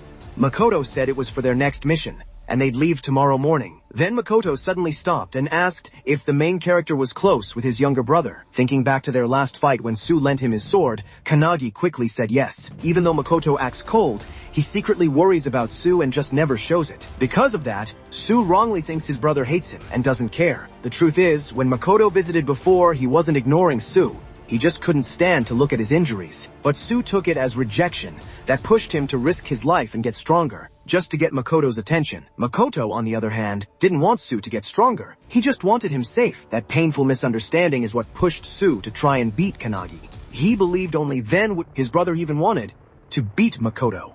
MC kept asking, and Makoto finally admitted he really did care about his little brother. MC found that genuinely sweet. Back in training, Sual explained everything, and Akane said it was hard to understand. For someone who talked about beating his brother and proving himself, he still clearly respected him. As she kept sparring with Haneda, Akane said that deep down, Sua just wanted his brother's attention. Haneda thought that was kind of sweet, but Akane's comment hit Sue the wrong way and made him snap. At the meeting, Kani learned the team's 3 main rules: move fast, keep attacking, and cover your weak spots. In the Special Forces group, Makoto's team was known as the strongest in battle. It stayed small, with at least 7 members, but every one of them was top-notch. Their job was to take down top-level threats and worse. While the helicopter flew them to the mission, Jakaru joked that 90% of the team's strength came from the captain, and everyone else was just backup. Since the main character was only filling in, nobody expected much from him. But while Jakaru talked, Kane was busy looking at his phone. Jakaru called him out, and MC quickly said sorry, explaining he needed to text his friends. Jakaru asked what kind of message he meant. He was trying to contact the anti-prophecy group because the founders kept bothering him about it. While the others were training, his message finally arrived, and it shocked all of them. Sue was the most upset, wondering what the main character was, even thinking when he sent that. Right away, they showed it to Midori. He found out the message had 3 different pieces of advice, with each one meant for a different person. The tips were so detailed and helpful that even Midori was impressed. Smiling, he held out his hand and asked if they'd accept the advice or ignore it. They all took it as a challenge and agreed. Sue especially was furious, feeling like Kanagi was just making things worse. Back in the helicopter, Jakaru told MC they'd reached the target area. He looked out and saw a frozen mountain area covered in huge crystal spikes. Their target was a top-level prophecy called Frozen Earth, and it was spreading so fast it could freeze the whole planet. If nobody stopped it, all life on Earth could be wiped out. Worse, the same disaster was happening in 17 places across many countries, even in cities. Vice Captain Kashi explained the crisis and warned them they couldn't waste any time. The freezing was spreading faster than expected. Makoto took charge and ordered everyone to jump from the back hatch since the helicopter couldn't go any farther safely. Before they moved, he reminded them not to let any humans get hurt. To get them pumped up, he told the team to say the 3 rules out loud. They shouted them together. At the back, Kane thought about the last battle. He had ended up relying on Hanoki, and he had used this mission to get stronger and learn from the team. As the team jumped, the main character promised to stop this top-level prophecy by himself. At 10:17 a.m. they landed safely. The cold was brutal. Even as an awakener, Jakaru somehow caught a cold and complained about it.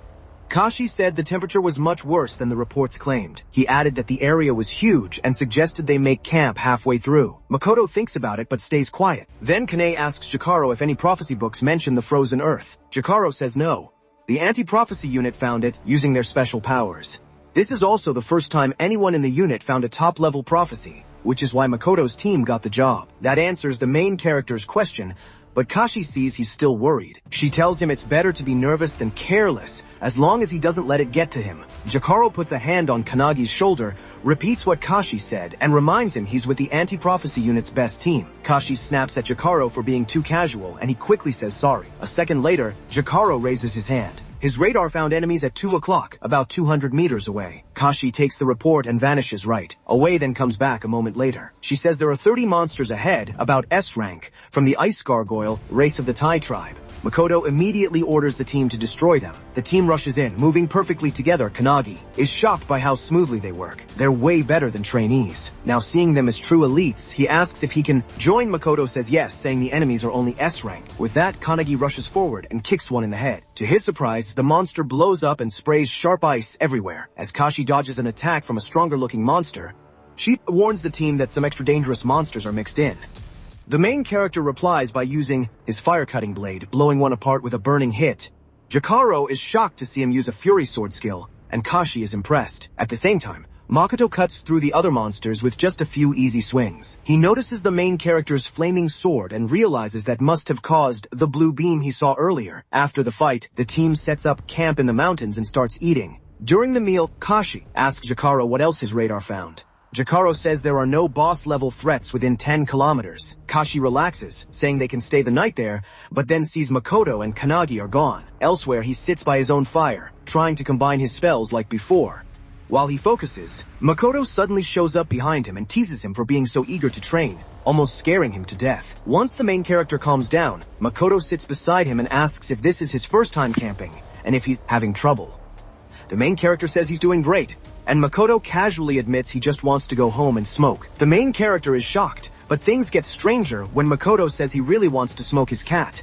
The main character completely misunderstands and thinks he means drugs. He quickly asks about the cat, and Makoto leans in close, pulls out phone, and shows him a picture.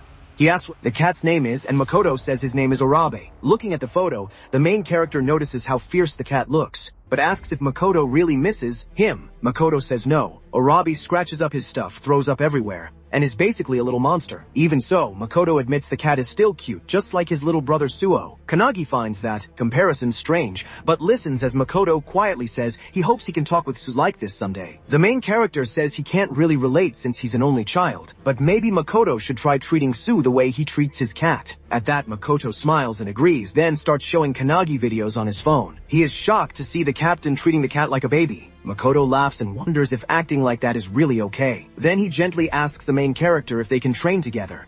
The main character honestly doesn't want to, but before he can answer, Kashi finds them and tells them to come back since they need to leave early tomorrow. Makoto agrees right away. That night, while the team sleeps, a mysterious person heads into the frozen land dressed way too lightly for the cold. When someone stops him, he says he's there to make the prophecy of that place come true. Holding a small book, he calls it an important job. This lone awakener is heading for the same mountain as Makoto's team. Back at camp, Kannagi falls asleep and starts training in his dream with the founders. This time, the lesson's archery to help him focus better. Under Margit's guidance, he practices with a heavy bow. Seeing him sweat, she asks if keeping that focus steady hurts. During the lesson, Hinoi loudly complains that it isn't sword day, but the page tells him to be quiet, reminding him yesterday was his turn. Even with all that noise, Margit is impressed. The main character stays focused. His focus is much better than it was at the start. Kannagi says he's on a mission with an amazing team, and that pushes him to do his best. Fixing his eyes on the target, he lets that arrow fly and hits the bullseye perfectly. Margit is amazed. He drops to the ground, feeling relieved. Margot tells him to remember that feeling and ends the session. The moment training is over, Hinoi gets excited. He immediately pulls his sword and tells the main character to get up for sword practice. But before they begin, the main character wakes up to his team calling him. It's time to move. Before they leave, Makoto says, today they're taking down the boss linked to the prophecy. As they push deeper in, they run into another group of monsters, a flock of blue birds. As the squad charges the founders inside, Kannagi think this mission will be easy with such a strong team. But the mage sees one of the older founders looks worried. Like something isn't right about this fight. After a tough fight, the squad beats the monsters and clears the path forward. Makoto tells Jikaru to go scout ahead. Jikaru says there's a huge boss about 2,000 meters away, coming right at them. Then he drops the bad news. It'll be there in 10 seconds. A huge figure shows up in a flash. It's the unknown god Comets, with a crazy grin. She feels totally different from any monster they've fought. Makoto tells everyone to attack now. The squad works together perfectly. Jikaru ties her up while Kashi attacks from all sides, but nothing happens. Their combo hits perfectly, but Comets isn't hurt at all. Just as she's about to hit back, she feels something falling from above. It's Kannagi dropping down with a big sword swing. He remembers Hanoki's lesson on the straight vertical cut. He starts with his strongest swing. The protagonist hits with his fiery sword, sending out a blast of fire at the boss, but to his shock, it does nothing. The boss hits back right away and smashes Kannagi into the ground. When he hears that crash, Jikaru thinks the MC is dead, but he survives because an ice crystal saves him from the fall. As she keeps fighting, Kashi finally gets why this boss is number one. She looks to Makoto now. It's all up to him, and he pulls out his sword. At the same time, Jikaru ties up Kannagi and pulls him away, saying they'll just get in Makoto's way. As the others fall back, the boss hits at Makoto with all her strength. The hit sends out a huge wave of energy, and he worries about Makoto. Then Makoto stops the blade right before it hits him. The boss attacks again, and Makoto blocks it easily. He hits back with one strong slash and chops. Offernoi is amazed by that move, and says he wants to try it himself. Kanagi, already worried, just refuses to let Haninoi use his body. Looking at the hurt boss, Makoto says he wanted his team to learn from fighting someone this strong, but now he's ending it. Hearing that, the squad quickly puts up a shield around them. Makoto puts his red dragon power into his sword, making it burst with fire. Then he adds a red light and shoots a huge fire blast at the boss, burning away almost half her body. Kanagi is shocked. Mako just used a fire sword attack like his, but way stronger. Without that shield, the whole team might have been burned to a crisp. The protagonist quietly tells the boss he's sorry, but it's job to protect the world. Then suddenly, Meow makes everyone cringe. Watching closely, the MC sees Makoto's style is nothing like Haninoi's. He's way better. Amazed, Kagi wants to learn from him. Then, Makoto hits with slash and cuts the boss in half, but a bright flash suddenly shoots across the field. In the next instant, Makoto's arm is gone. He turns in shock and sees a hole through Jakaru's body. He looks around in a panic as he realizes what's happening. One after another, his teammates are torn apart, falling dead in front of him. When Kanagi sees Jakaru go down, he runs to him, but Jakaru uses his last bit of strength to push him away. The protagonist stumbles back, only able to watch his teammates fall. Even as he's dying, Jakaru has regrets. His radar never saw the attack coming, and that mistake cost them everything. As he falls, he says sorry to Makoto and falls to the ground, hoping someone at least saw where the shot came from. Kashi survives, but several others are hit by the same beam. Holding his cut-off arm, Makoto yells for everyone to hide behind cover. It's a special attack. No one waits. They run. As they run back, Kashi calls to a fallen teammate and tells him to move, but he stops, worried about Makoto. The attack that took Makoto's arm can't be blocked, not even by shields, because it wipes out anything it touches. Another beam flies at Makoto, but he just dodges it by jumping. Kashi watches in fear as the boss keeps attacking while her body gets better. Knowing they need to finish her with one big hit, she turns to Kanagi and finds him on his knees, frozen and staring at his dead teammates. The MC weakly asks Valentine if she can bring them back. Valentine looks ashamed as she answers she can't bring dead people back to life. Kanagi goes quiet, takes a deep breath, and calls out to all the founders. He says he wanted to do this alone, but now he knows he needs their help. Hanoki quickly steps in and takes over his body. Meanwhile, Makoto looks at the attack and figures out it got past Jakaru's radar. Since that radar only covers 3 kilometers, the shot must have come from further away. That one hit killed Jakaru and blew off Makoto's arm. This means the hidden attacker is at least as strong as Makoto. Not wanting his team's deaths to be for nothing, Makoto pushes past his limits and gets even stronger. Using everything he has, he finds a spot over 3 kilometers away, even with all the things in the way. Holding his sword tight, he thinks of his dead friends and uses that pain to power up. Makoto powers up his sword with red light and sends out a huge blast of fire, destroying everything in its path. Finally, the attack reveals the hidden enemy, the same boy who came here earlier. The boy is amazed. Makoto found him, just like he knew the strongest captain could. But Makoto is shocked because the attack gets completely eaten up. The boy says if Makoto still had his left arm, that hit might have killed him. Then he uses a spell called Darkness to make dark balls appear around himself. As he walks toward Makoto, he shoots one of those dark balls to kill him. Makoto replies with a swing that creates an ice shield. Then Makoto disappears in a flash and shows up behind the boy, going for a cut at his neck. But before Makoto can react, that same beam fires again and rips open part of his body. The boy isn't hit and calmly says he knew Makoto's move was coming. He then adds that Makoto is the one close to death, which makes Makoto furious. With his last bit of strength, Makoto rushes in and swings, but the boy moves out of the way easily and kicks hard right into Makoto's wound. Makoto planned for this though. Using the chance, he hits the boy with the back of his sword, knocking him down hard. As he watches, Makoto starts to wonder why the boy stopped using that beam after only a few shots. It's super strong, but maybe he can't keep using it. Then Makoto realizes it. The spell can't be used all the time. When it comes to energy, they might be equal. The boy gets back up after being hit and agrees with that idea. But he reminds Makoto they're not hurt the same amount. Makoto has lost an arm and half his body. Even Sakoto doesn't accept being weaker. He remembers his squad's 3 rules and gets power from them. He feels determined, ready to fight until the very end. He covers himself in burning electric flames, closing his wounds. He shouts the squad's 3rd rule: beat your weaknesses. Then he lets out a red fire blast. The boy squints and sees Makoto is using his own life energy to get stronger. So he does the same, powering his darkness spell with his own life. Makoto, thinking of his dead friends, looks his enemy the eye and tells him not to disrespect his team. Back with Kanagi as he calls out to the founders, hair turns white and Hanaki takes control. The team members, alive, trying to escape, are stopped by the boss as she grows back her arms. Kashi knows she can't fight this alone, so she calls to Kanagi, who is still in the back. To her, it looks like he lost his will after seeing everyone die, which makes sense for someone who just joined. But then the main character stands up. Super fast, he charges in and kicks the boss hard. She flies away. Elsewhere, Makoto and the boy keep hitting each other. Makoto fights with only half a sword. He sends out a red light attack, and the enemy just dodges it by moving his head. Even after dodging, he starts to worry. Makoto's flames should have been wiped out by darkness, but they keep coming back and hitting him. Plus, there's a limit to how much darkness he can control, and he's almost there. So he shoots a bunch of dark balls at Makoto. Makoto quickly dodges them, sees a chance, and cuts off the boy's arm. Now things have changed, but even with one arm missing, the boy jumps in and smashes his knee into Makoto's wounded side. Makoto falls down hurting as the boy walks up and says losing an arm doesn't matter, especially when Makoto still has a hole in his stomach. Then, he shows something even worse. He says all this would happen.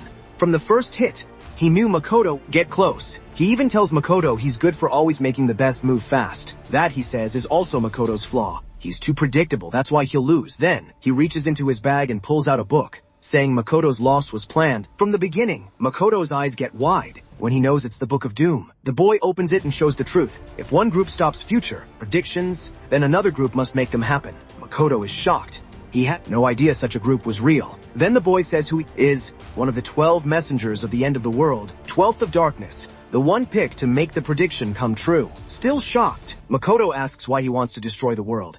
The boy looks through the book, smiles slyly, and asks if telling him would make him forgive him. That teasing makes Makoto furious, and he swings with all his might. The hit almost cuts through the boy's shoulder. Makoto believes he can still win. The boy seems low on magic energy and his body is almost giving out. Makoto uses his red dragon form, sure this will end the fight. But the guy, even with his shoulder almost cut off, is still standing. He says Makoto is the one who's finished. Then he gets out a potion and drinks it. A bright flash blinds Makoto. Then a strong punch flies through the light. Makoto is knocked hard to the ground. When the smoke clears, he's shocked.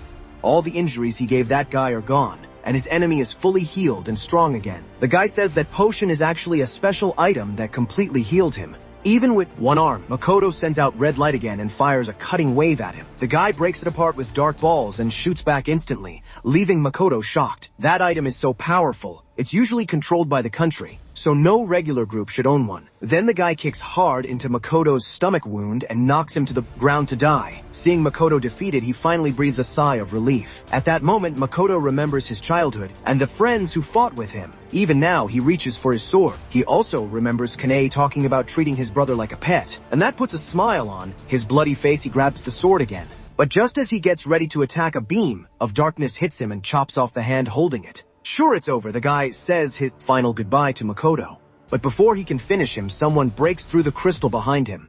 It's Kagi with all the founders supporting him, ready to punish the guy who made their student cry. Makoto sees the main character and is worried at first, but then he feels a different power coming from him. The guy sees it too. He doesn't feel like an easy target anymore. He feels dangerous and makes him nervous. Now the guy tells him not to move and threatens to kill Makoto. Before he can do anything, his arm is cut off super fast. He's shocked and doesn't even know what just happened. Kanagi only swung his sword from a distance, and the hit was so powerful it even made the blade less sharp. The founders can't believe one swing did so much damage. Then the alchemist founder steps in and makes some new weapons for our hero. Kanagi, with revenge in his eyes, tells all the founders to go wild on the guy. Meanwhile, the guy's arm grows back completely. That shocks Hanoki. The mage founder says it's reversal, a skill she never thought a modern awakened person would have. She thinks the artifact is healing him again and again until it runs out of power. As she explains, our hero shoots an arrow right into the guy's head. He didn't see it coming, but the wound closes up instantly. One founder asks how they can kill him. The mage says they just have to keep killing him until he actually stays dead. The guy uses his darkness spell while Kanagi gets another arrow ready. When he shoots it, the darkness tries to block it, but the arrow goes right through and hits the guy in the chest and head.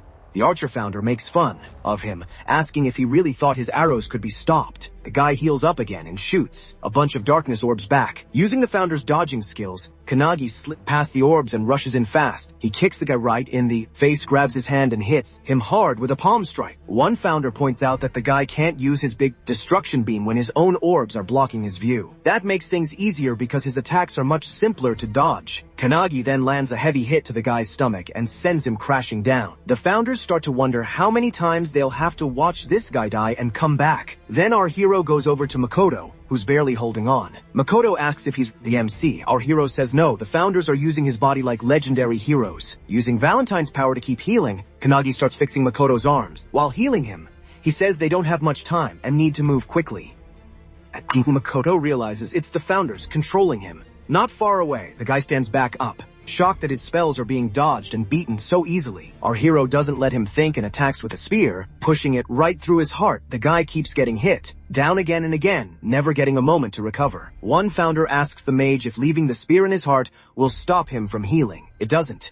The spear just slips out, and the guy starts growing back again as he comes back. Kanagi lands a powerful kick from above and slams him into the ground once more. Our hero starts wondering which part would grow back first if they destroyed his whole body. This time, the guy starts growing back from his hand. By the time his body is back to normal, he's breathing hard and clearly getting tired. He's being ripped apart again and again, but he still won't let a kid stop him. So decides to kill Makoto and run. But when he rushes over, Kanagi is already there, sitting next to Makoto and guarding him. With a crazy smile, he tells him he's too late. Then Hanuki takes over our hero's body and uses sword style to cut the guy completely into pieces. Even after being destroyed like that, the guy still isn't scared to die because he thinks he's fulfilling a prophecy. But facing something as scary as Kanagi starts to make him doubt himself. As he grows back again, he tries to calm down by remembering his mission and reaches into his bag for another item before fear takes over. Our hero cuts off his arm before he can use it, but the item falls away and creates a huge golden prison around Kanagi, called the Sand Cage of Time. At the same moment, the guy's healing power runs out, and this time his arm doesn't grow back. Feeling relieved, he thinks he barely made it out alive. The founders see the cage and get worried, especially since the guy's healing is almost done. Outside the cage, the guy says not even his darkness can break it, so he can't kill him from inside. Looking nervous, he says he's leaving, but before he can finish, Hinoki shouts for him to look closely. The guy suddenly feels a huge presence behind him and turns to see Makoto standing again, still healing as he gets up. So how is Makoto this incredibly strong? It goes back to his childhood when he trained under the best Midori. Makoto even beat Midori in a sword fight, so Midori told him to find a better teacher. Taking advice from the world's strongest awakened person, Makoto searched for top masters everywhere, but he quickly became better than each one. Swordsmanship, magic, speed, it didn't matter. None of them could keep up with him for even a month.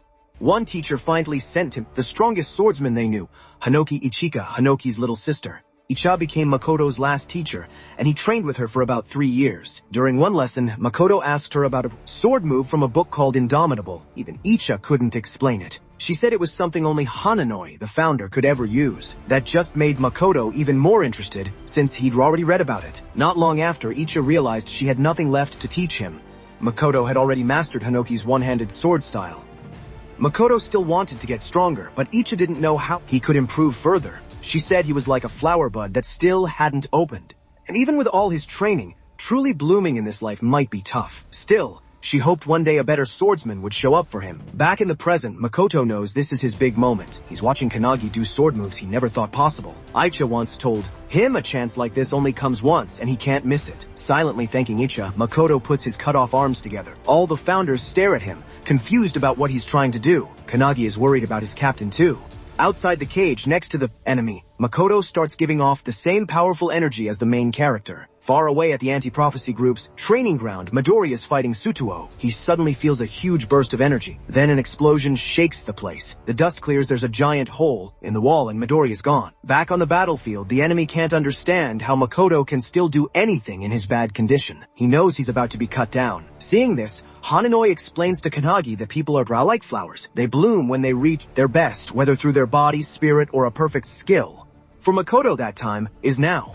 Standing behind the main character, Hananoi tells him to remember this moment forever. He gets it. Like a flower opening, Makoto raises his arms as if holding a sword. With total focus, he uses the lost move from Hanoki's one-handa style, technique he only knew from a book. Even though the enemy's darkness defense works perfectly, Makoto still cuts him in half without a real sword in his hand. His body splits. The enemy wonders if this is the end for him. Hinoi praises Makoto for making a sword from pure thought. Makoto stands there dazed, but deep down, he feels he has finally become the swordsman he always wanted to be. He feels lucky for the time he had with his family, friends, teammates, and those he led. Everything he's been through made him stronger, and if this really is the end, he thinks of his little brother and his cat, quietly saying sorry to them both. As his vision starts to fade, he sees Kanagi coming toward him, holding out a hand with a smile. In that moment, Makoto realizes death might not be the end after all. Through the main character, his will can still reach the next generation. He takes the main character's hand, thanks him, and falls down. When the cage disappears after the enemy's defeat, Kanagi rushes to his captain, feeling that deep connection through the crest of nothingness. All around them, the others are already dead. Just as Makoto is about to join them, Midori comes flying in. He catches Makoto before he hits the ground. Makoto dies in Midori's arms at just 23 years old. After killing the darkness user, Midori holds Makoto's body. He can't believe what just happened. Then he remembers training with Makoto and asking why he became squad captain. Midori had told him that in the anti-prophecy unit, Makoto was second only to him. If Makoto really fought his hardest, no one could stop him. So, Midori asked why someone that strong didn't just fight alone. Makoto was surprised and asked if Midori thought he couldn't work with others. But to Makoto, his team meant everything. He just didn't know how to say it. Right then, his teammates called through the security camera. Jakaru was excited because Kuzuhiro had just finished his level 2 mission. Kuzuhiro was thrilled to and said he wanted to tell the captain first. Jakaru then suggested they all go get lunch. Watching them joke and celebrate together, Midori was shocked. Makoto then admitted he truly cared about his squad, even if he got hurt. In battle, he'd still be happy if his teammates were with him.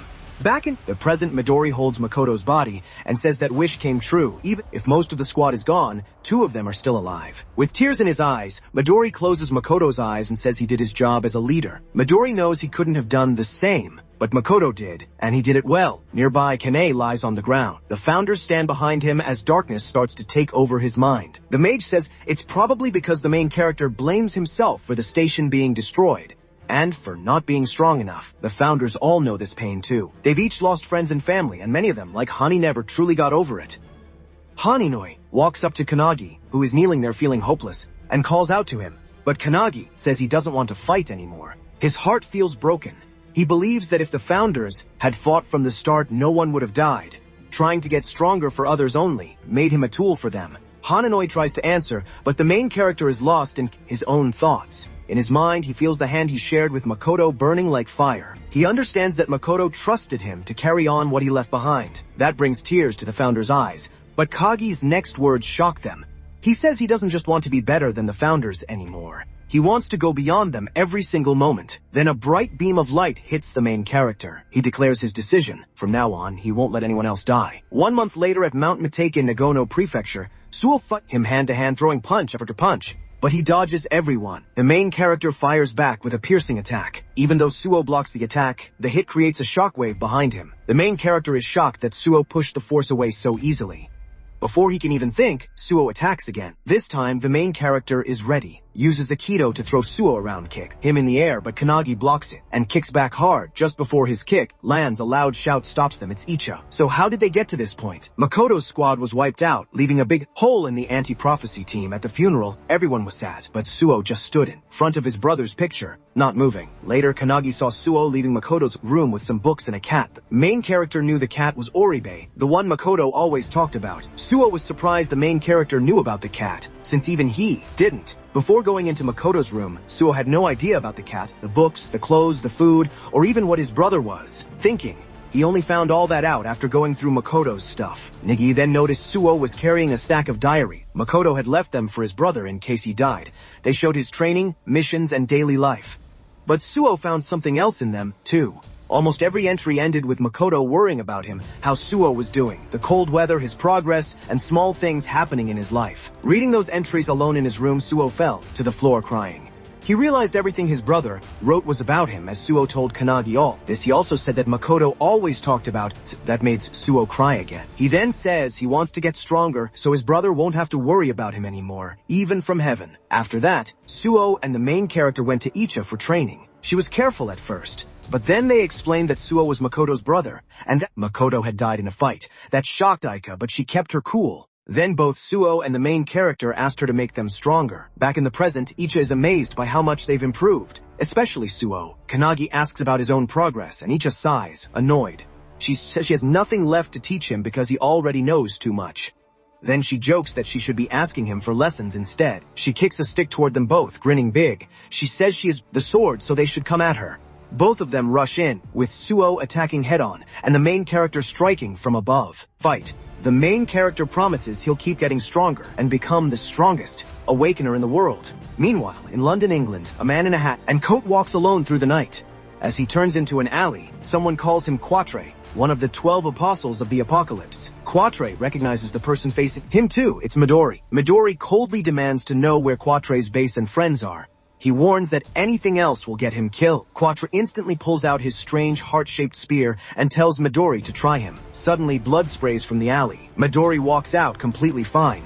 Outside, other anti-prophecy members are waiting. Midori hands them the book, then turns away and says 7 are left. That means they have 5 books total, and they've already killed 5 of the 12 apostles of the apocalypse. And Midori is already moving on to the next target. Inside the anti-prophecy's top secret place called the Hunt of Everlasting Secrets, someone gives Midori's recovered book to an old woman. She is Io, the head of the anti-prophecy unit. The man delivering the book says it came from Midori.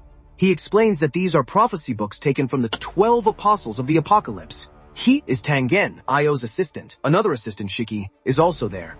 She thinks the books might all be parts of one bigger book that was broken apart. Io opens the book and says the real problem isn't killing the apostles or collecting the books. The bigger problem is Midori acting alone. Makoto's death seems to have really hurt him. Hearing that, Shiki asks what they should do. With a smile, Io tells them to leave Midori to her. She says she'll make tea for him when he comes back. Then Tangen and Shiki suggest that since Makoto's squad is gone, leaving an empty spot in the anti-prophecy unit, they're willing to form a new squad under their own command. Io goes quiet and thinks it over. Meanwhile, near Tokyo, a nuclear prophecy called Rebellion is starting. Its boss is the god of Down. Anti-prophecy members are fighting the prophecy's soldiers, but they're having trouble beating even a few. Panicked, they call for their captain, Hibiki. Hibiki, captain of the Hibiki Setsuna squad, steps forward. To her, these enemies are boring and easy. She glances back at Akane, who is training with her squad, and asks if she can handle it. Akane uses her Tismagista spell, making a huge blob of mercury. She tells everyone to stay back and spreads the mercury across the ground toward the soldiers. Once it covers their feet, Akane turns the mercury into gas. The soldiers start coughing and choking. Then she turns the gas back into liquid mercury, now inside their bodies. Next, she uses red-hot heat to boil it. Then she makes it solid, killing them instantly as spikes form inside their bodies. The whole squad is shocked because Akane wiped out every soldier in seconds. She snaps her fingers, turns back to the group, and says she's done. Hibiki walks over, clapping. She praises Akane for using all states of matter and linking 4 attacks into one skill. Lifting Akane's chin, Hibiki says it's too bad she's only a temporary member.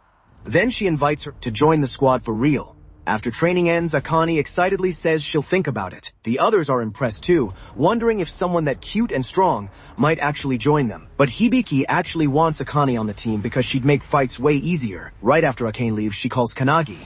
She tells him she finished Lesson 7 on controlling alchemy's 3 forms and asks for the next. One Kanagi, busy protecting his lunch from a cat, just says okay. The founder alchemist is shocked Akane mastered level 7 so fast. The protagonist then asks him to get 3 more lessons ready for her, and he happily agrees. Kanagi tells Akane and she thanks him. She also mentions Haneda is already on Lesson 8. In Tokoroa City, Saitama Prefecture, a rank 2 monster called the Earth-Eating Beast shows up, led by Sphinx. Haneda goes straight for the boss and takes it down with one lightning kick, finishing his level 8 lesson. The captain of the Todoroki squad tells Haneda he did great and asks him to join their team. Like Akane, Han says he needs time to pick a squad, then asks Akane what she thinks. Akane grins and says it doesn't matter which squad he picks, she'll beat them all anyway. Kanagi is still on the call with them. He's glad they're both getting stronger and says he should start training harder, too. That makes Suo complain that Oribe the cat always sticks to the protagonist instead of him, so he tries to pull the cat away. Then, Akane brings up a rumor about a new squad, since he hasn't heard about it. She explains it's being formed to replace Makoto's squad, and the captain will be picked from the member with the best results. The protagonist doesn't give it much thought, but Akane isn't focused on who becomes captain. She wants to know if Kanagi plans to start his own squad. At first he thinks she's joking, then he suddenly stops, realizing how serious that idea is, and asks why she brought it up. Akane says there's a wish inside the anti-prophecy. They want a team that can destroy every monster that catches the protagonist off guard, and Akane admits she wants that too. She says everyone is looking for a strong leader, and she thinks Kanagi has what it takes to become a squad captain. Just then her captain calls for her, so Akane quickly says goodbye and hangs up. After that, he can't stop thinking about becoming a captain. Somewhere else, Icha asks Sue about the protagonist. Sue tells her about the rumors of the protagonist becoming a captain. Icha says Kanagi could do it if he wanted, and Sue agrees. Still unsure, the protagonist asks the founders for advice, but even they don't know what to tell him. They realize they've spent their whole lives serving a master, so they don't know much about making this kind of choice. The mage founder angrily calls them useless teachers since they can't help him here. Hanoki asks Rion, the founder of military strategy, what he thinks. But Rion refuses to get involved and says the time isn't right. He adds that someone else is already ready to guide Kanagi. Before the protagonist can even think about it, a wooden spear hits the ground right next to him. He looks up and sees Aika coming over, telling him to stop thinking so much and keep training. With a big grin, she dares him to use Flash Step. Kanagi accepts, jumps down from the rock, and Flash Step. He mixes it with Ripple Step to land softly. Icha is amazed and starts wondering who the protagonist really is. To her, no normal awakened person should reach this level in just 6 months. He laughs, remembering all the times Hananoi pushed him through tough Flash Step training and how often he messed up. But the memory ends fast when he feels energy coming at him. Aika charges in with her wooden staff powered up and he barely gets away. Her hit splits the rock behind him in 2 sepasses. Is left without words. Icha tells Kanagi she doesn't care. If he's not paying attention, she'll make him focus. Feeling a little tense now, the protagonist calms himself and fully focuses. Inside him, Hinoi realizes Rion meant Ika was the one who could guide the protagonist. The mage founder also sees that Ika is super strong for a modern awakened person, just like you'd expect from Hinoi's family. Hinoi denies having kids and says she might be linked to his brother instead, but he still agrees she's strong. After all, she trained Makoto. That means she could be a real successor. But then Hinoi notices her using a move called Skyfall, a move he's never seen before. It shoots an electric blast at Kanagi, and he barely gets out of the way. From that one attack, he realizes Icha is fighting him for real. She rushes in again and uses her Pergri sword technique, sending a heavy hit straight at him. Hananoi watches, excited, realizing Icha made a new move by improving everything she learned. Kanagi dodges again. Icha is impressed. Never seen this move before, yet he still got away. She praises his one-handed sword style, saying it looks a lot like the founder's style. That shocks the protagonist. And before he can answer, Ika says maybe he's been worrying if he can ever become as strong as Makoto. The protagonist freezes. That's exactly what's been on his mind. Suo is shocked too after hearing it. Kanagi holds his sword tighter. He remembers seeing Makoto's power himself and how amazing he was as a captain. That's why he keeps wondering if he'll ever get to that level. Then to his surprise, Ika tells him he doesn't need to. Makoto suddenly shouts for him to focus, pours in her energy, and uses Tengu Dance, making a huge water tornado. She says that move was made by later masters who kept improving the founder style. They may never be as good as the founder because the difference is too big, but they kept trying to reach that top level and got closer bit by bit. Kanagi finally gets what she's saying. Icha admits she doesn't fully know how great Makoto was, but from what she saw he had to be a great leader. She says the protagonist won't be like Makoto at first, but if he keeps getting better, he can totally reach that level. Pointing her wooden stick at him, she tells him not to try to be like Makoto. Instead, he should follow the path that was left for him. Those words make Kanagi remember the day Makoto shook his hand. Looking back, he understands he needs to look ahead instead of comparing himself to someone else. Aicha smiles and says she'll train him herself for that future. After that, they start intense training for 2 weeks. Then at the anti-prophecy headquarters, Hibiki and Todoroki look at the list of new squad captain candidates. The suggestions came straight from the superintendent. Kanagi and Icha are both on it. Some people think those choices are strange. Outside the building, a shadowy figure is on the phone, saying they've already gotten inside the building and that the new captain exam starts in 3 days. Holding the Book of Doom, a figure announces they'll be the anti-prophecy's next squad leader. It's Eva, one of the 12 apostles of Apocalypse. Eva has a skill called Heavenly Demon that lets her become anyone she kills. Her plan is to become captain of the new squad and destroy the anti-prophecy from the inside. Midori keeps hunting the 12 apostles and has already beaten more than half of them. They know they can't win against him directly, so they've decided to destroy the anti-prophecy from the inside, doing anything to make the prophecy happen. 3 days later, the captain selection exam starts at the anti-prophecy's big training field, and all the candidates show up. The instructor says there will be 4 tests. Only 4 people can make it to the final round. Each test gives points. First place gets 3, second gets 2, and third gets 1. Whoever has the most points in the end will become captain of the new squad. The boss quietly watches as the instructor tells everyone to do their best. They all shout a bit. Yes, Kanagi can feel everyone staring at him. There are 8 people trying out, Koki from Yagurama squad, Akihina from Yuruzuya squad, Sonub from Yashima squad, Hagi from Kakaba squad, Sakazaki from Sarazaki squad, Shikami from Todoroki squad, and Jiru from Hibiki squad. But the big problem is that one of them is actually Eva, a secret apostle pretending to be a candidate. Then there's Kanagi, special pick. Unlike the others, he's alone because isn't there. She overslept again. Still, she sends him a message saying if he loses, she'll make him regret it herself. Not wanting to lose before Aicha gets there, MC prepares himself for the exam. At the same time, Icha rushes to the training grounds on Sutsu's back, yelling for him to go faster. She knows they could miss the best part if they don't hurry. Since she's sure Kanagi will win, she doesn't want to miss. Back at the field, the first test begins, measuring mana. To everyone's surprise, he releases so much energy that the measuring machine breaks, putting him in first place. Akiha from the Yuruzuya squad, who got 5th, is shocked by how incredibly strong the main character is. Sakazaki gets 3rd and Hagi takes 2nd. Both realize Kanagi is way stronger than them. Sakazaki says we only see strange things like this when a real genius appears, either in pure strength or magic. He figures MC is a magic monster. He compares him to another weird one in the exam, Shikami, who got 7th place. That puts him in first place on the scoreboard with 3 points. Then the instructor says it's time for test 2, close-up fighting. Now the real battle begins. Each person will face an opponent, and winning gets you 2 points. When the first pair is called, Shikami raises his hand and asks to fight the main character. He's known as the strongest normal member in close-up fighting, and is also seen as a special case. When he was only 2 years old, monsters from another world showed up around him. Even as a baby, a cart, he killed them all alone, shocking his mom. He protected her and became famous. From the crowd, Hibiki says Todoroki is cheating by putting Shikami in this test. But Todoroki says using his strongest fighter is totally fair. He points out that Shikami has both great magic talent and amazing physical strength. Todoroki proudly says he's trained Shikami since he joined the team, and no one has ever beaten him in close-up fighting. Hearing that, Hibiki wonders if the match will be over in a flash, since Shikami is almost impossible to beat in a close fight. When the fight begins, Shikami walks up to Kanagi and asks if he's really been teaching Hanada. Thinking of the old leaders, MC answers that he's just passing on a message. Shikami doesn't understand, but says someone is clearly secretly helping Hanada, and Hanada is already really smart. Shikami says Hanada would reach that level even without him. MC just nods and agrees. That answer only makes Shikami more annoyed. Angry, Shikami uses Violent Bite and turns into a monster. Then he rushes at the main character at super fast speed. MC just barely ducks, and Shikami immediately follows with a strong claw attack. Todoroki loves seeing his fighter fight his hardest. Shikami puts all his power into the swing, but Kanagi moves aside and finds a chance. Getting into Kudu's fighting pose, he grabs Shikami's wrist and slams him down hard. The hit creates a huge shockwave and sends rocks flying everywhere, leaving everyone shocked. When the dust clears, both fighters are back on their feet. The others can't believe it. Kanagi only sent the attack back, yet the force destroyed the whole field. Even he is amazed. Shikami's power, but Shikami thinks he's making fun of him. Even after that slam, Shikami lands fine. That shocked everyone, especially with the ground all broken up. Akihina, checking his laptop, says this was going to happen. Shikami's body is much tougher than a normal person.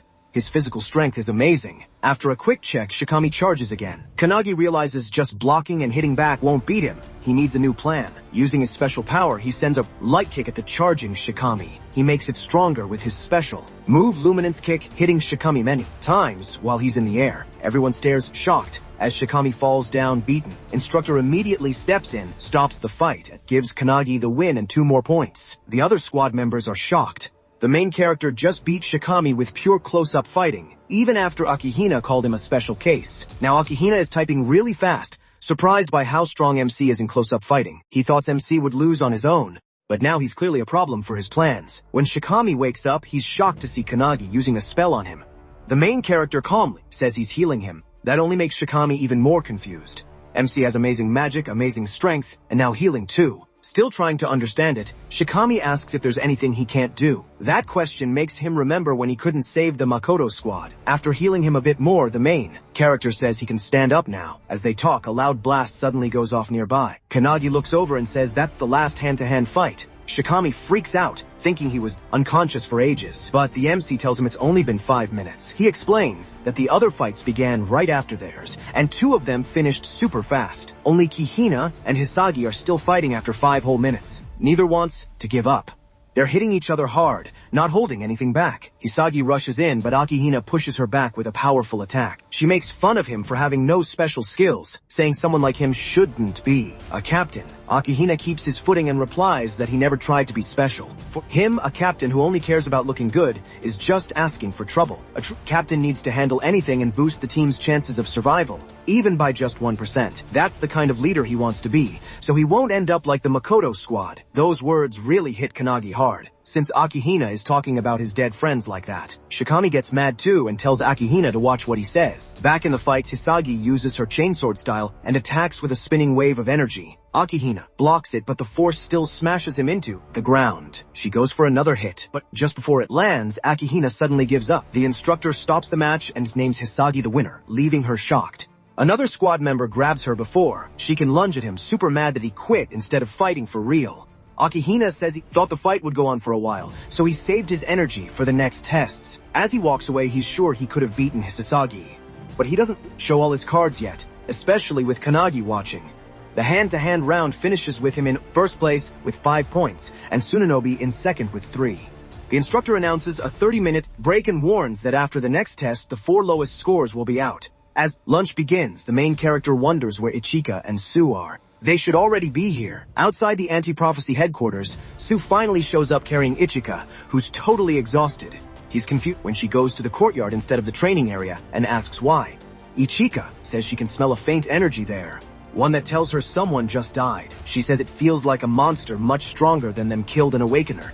Sue is shocked. If an awakener died here, then someone might have gotten into the anti-prophecy headquarters, even though its location is a secret. Ichika says the 12 apostles are strong enough to find a place like this. That makes Sue even more worried. And when he asks why they would come here, she ignores him and tells him to go to the training area. But in her mind, she's sure the dead person was about captain level. Since no one reported it, the whole situation is getting weirder. Now Midori, Ichika, Sue, and especially Kanagi all want the same thing: to get revenge for Makoto. During lunch, while everyone eats, talks, and treats their injuries, Akihina sits alone with his laptop. Meanwhile, the MC is sitting with Shikami when he suddenly brightens up after seeing Ichika and Sue. Mood quickly changes when the others recognize Ichika. She's one of the 5 top members of the Anti-Prophecy Special Task Force, along with Midori. Sue looks around at the captains and feels worried. Ichika said the captain had been killed, but all 7 captains are standing right here. Hearing that, Ichika smirks and calls Kanagi over because she has something big to tell him. She explains everything, shocking him with the idea that one captain might actually be a 12 apostles fake. Based on the energy left in the courtyard, Ichika says the dead person was definitely captain level. But since every captain is still here, something just doesn't make sense. The only answer is that one of them is a fake, taking the victim's spot. And Akihina immediately gets tense, and Sue agrees. Whoever killed a captain-level person could be standing right among them. Sue warns that if they don't this soon, more people could die. Even worse, it could start a prophecy so bad it would destroy all of humanity. Ichika, grinning like crazy, suggests the easiest solution: kill everyone there and get rid of the danger for good. He and Sue shut that idea down right away. They argue that they only need to find the one apostle hiding among them and take that person out. Now all fired up, Ichika says this might be their chance to get revenge for Makoto. The 12 apostles killed him after all. She asks Kanagi if he wants the same thing, and remembering what happened to Makoto and the squad, he says yes. Sue clenches his fists too, thinking about what happened to his brother. The main character then asks Azure, who started the detectives, what he thinks. Azure says the first step should be checking out the crime scene, but with the exam still happening, that's not really possible. Kanagi thinks about rushing there before lunch ends, but Azure warns that it could tip off the killer. If this apostle is as strong as the one from Snowy Mountain, he could wipe everyone out here. They need to be ready for that. So the MC decides to check the area after today's test, then asks if even the founders might not be able to sense any energy left behind. Hananoi says they've spent the last month near a volcano while he trained and perfected his one-handed sword style. He explains that the volcano could be messing with the flow of chi, making leftover energy tough to find. Mage adds that if the energy can only be sensed up close, then the enemy is almost certainly a 12 apostles class. Azure gets annoyed that everyone is getting involved in his detective work, but Haninoi cuts him off and says they should focus on finding the bad guy so he can kill him. Going back to the problem, Azure tells him to ask Ichika something. Asks if the apostle could be hiding as a candidate instead of a captain. That surprises Ichika. But after thinking, she admits it's possible if they're talking about captain candidates. Even so, she says the real squad captain still can't be ruled out. Kanagi gets it and quickly comes up with a plan for the next test, assuming it's a fight. But only a few minutes later, the instructor starts the third exam and reveals it's a written test, totally catching the main character off guard. The candidates are put in separate rooms with no phones, so the MC can't find any clues about the fake. The exam is all about anti-prophecy rules, and he barely understands any of it. Still, he refuses to give up and keeps going. When time is up, the instructor announces the results. Kanagi gets 0 points, while Akihina climbs to second with 3. The bottom 4 candidates, including Shikami, are out. The main character feels embarrassed for getting the worst score on the written test, but he stands there frustrated. Shikami comes over and tells the MC he did a good job. They both got 0 on the written test, but Shikami is even more annoyed that Akihina got a perfect score. Even so, he praises Kanagi for staying in first place. He says he'll be cheering for him in the second half, then wonders who will become the new captain. After that, the superintendent will check if the new team can actually work together. Shikami explains a squad needs at least 7 people, so the captain has to find 6 more members. He tells him to start thinking about who he'll choose once he becomes captain. Then he puts a hand on the main character's shoulder and offers to join his squad, bragging about his strong body. With a grin, Shikami walks away and wishes the MC luck in the rest of the exam. Once he's gone, Azure tells him to go check the crime scene. But the way he says it makes him realize Azure already knows who did it. Azure confirms it, but says he still needs solid proof before he can officially name the bad guy. Then he says it's time for them to fight back against the 12 apostles. The mage goes over everything that's happened, and mentions that Detective Azure has been helping the main character figure out the case. Haninoi gets annoyed by how indirect she sounds, but she's clearly doing it to keep things light. At the crime scene, Azure steps in for the MC and starts investigating. Just like he thought, all the clues fit his theory. Now that they know who the victim is, he knows exactly who the killer is too. Hearing that, Haninoi realizes their enemy really is one of the 12 apostles, and that he might have the Book of Doom, just like the last apostle. The mage asks what they do next, but before Kanagi can answer, he feels a sudden wave of power and gets pulled into a cloudy world there. He meets an old woman who just says she's a random granny passing by. She asks how investigation is going, and he says there's been a murder. The killer is using someone else's body and is very skilled. The granny asks if they should catch the bad guy now, but he says they already know who it is and not by guessing, they have proof. Even so, he says, he still can't tell everyone everything yet. The granny doesn't get it. To her, the best move is to expose the killer and take them out right away.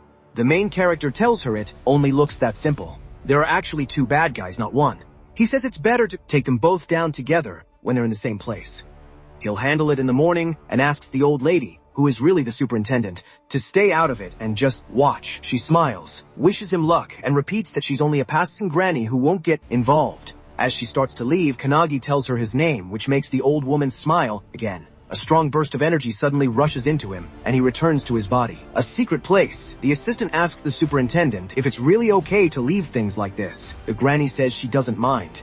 Kanagi seems close to the truth and looks like he has a plan. She just wants to see what he'll do next. Then she tells the assistant to have the other officers back him up if anything happens.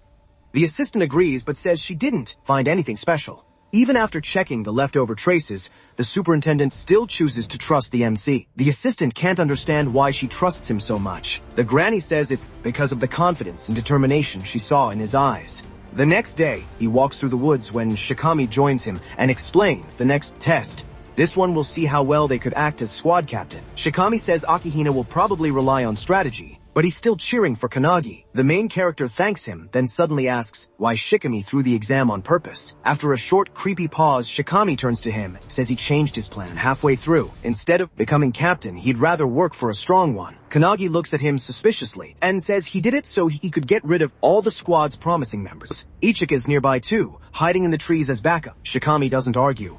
He says he'd kill someone if it meant getting a replacement. He explains he scored 0 on the third test because his brain could use what was already in it. Calling himself dumb, he says it'd be easier to just get rid of Akihina's body. They arrive at an open field where all the squad captains and members are waiting. In the middle, Todoroki is chained with Hibiki and another captain standing nearby. Hibiki, still looking smug, calls Shikami Mr. Apostle and tells him to introduce himself. Shikami knows his cover's blown. He drops the act, lowers his voice, and reveals he's actually Eva, the 9th apostle. Eva explains her power lets her steal info from people. She picked Shikami because he had the best body. Hibiki smirks and asks if Eva was trying to mess up the anti-prophecy from the inside. Eva says yes, but since she failed, she'll just kill everyone here now.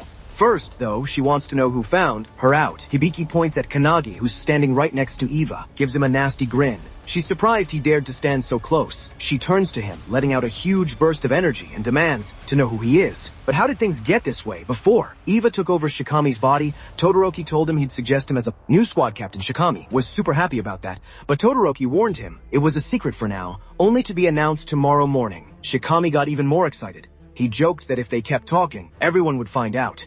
Todoroki told him not to worry, he said. Shikami was one of the strongest and would be a great captain. Hearing how much Todoroki believed in him, Shikami agreed and promised to do his best. But just as he went to fist, bump Todoroki, something sliced him apart. In an instant, Shikami was cut down right in front of Todoroki. Todoroki froze, unable to understand what he'd just seen. Then a deep voice mocked Shikami for being so weak. It asked if this was really the level of an anti-prophecy captain candidate. Voice answered its own question, saying the squad only got strong thanks to special items and the person who gave them those tools. Then, a figure stepped forward. She introduced herself as Eva, one of the 12 apostles, and said she looked forward to what happened next. Eva walked to Shikami's dead body and used her demon skill to fully take it over. While she did that, Todoroki unleashed Vajra and blew her body apart with one huge punch. Breathing hard and furious, Todoroki starts to cry, but then he hears clapping behind him. The same Shikami he saw die is standing there. He praises Todoroki for killing a 12th apostle in one hit, just like his master should. Shocked, Todoroki turns and sees Shikami, somehow alive. Before he can react, Eva, now looking like Shikami, cuts him in half. With a cruel grin, Eva uses a dark magic item to turn Todoroki into a corpse slave under her control. Now controlled by Eva, Todoroki agrees to serve her. He starts to call her Eva, but she slaps him hard, almost knocking him over. She telling him to call her Shikami so no one suspects her disguise. Todoroki obeys and they both let out a twisted laugh. Meanwhile, Kanagi and Azure check out the crime scene. Azure uses his theatrical detective skill to rewind the scene and watch what happened. This skill lets him replay past events at a crime scene to see the truth. But there are rules. Azure has to hold the evidence himself and solve the case using his own smarts, not just by looking at clues. It can even let him predict future crimes. But there's a big problem. If he ever gets a case wrong, the skill is gone for good. As Azure explains this to the founders, they're disgusted by Eva's dirty power, killing someone and then stealing their body.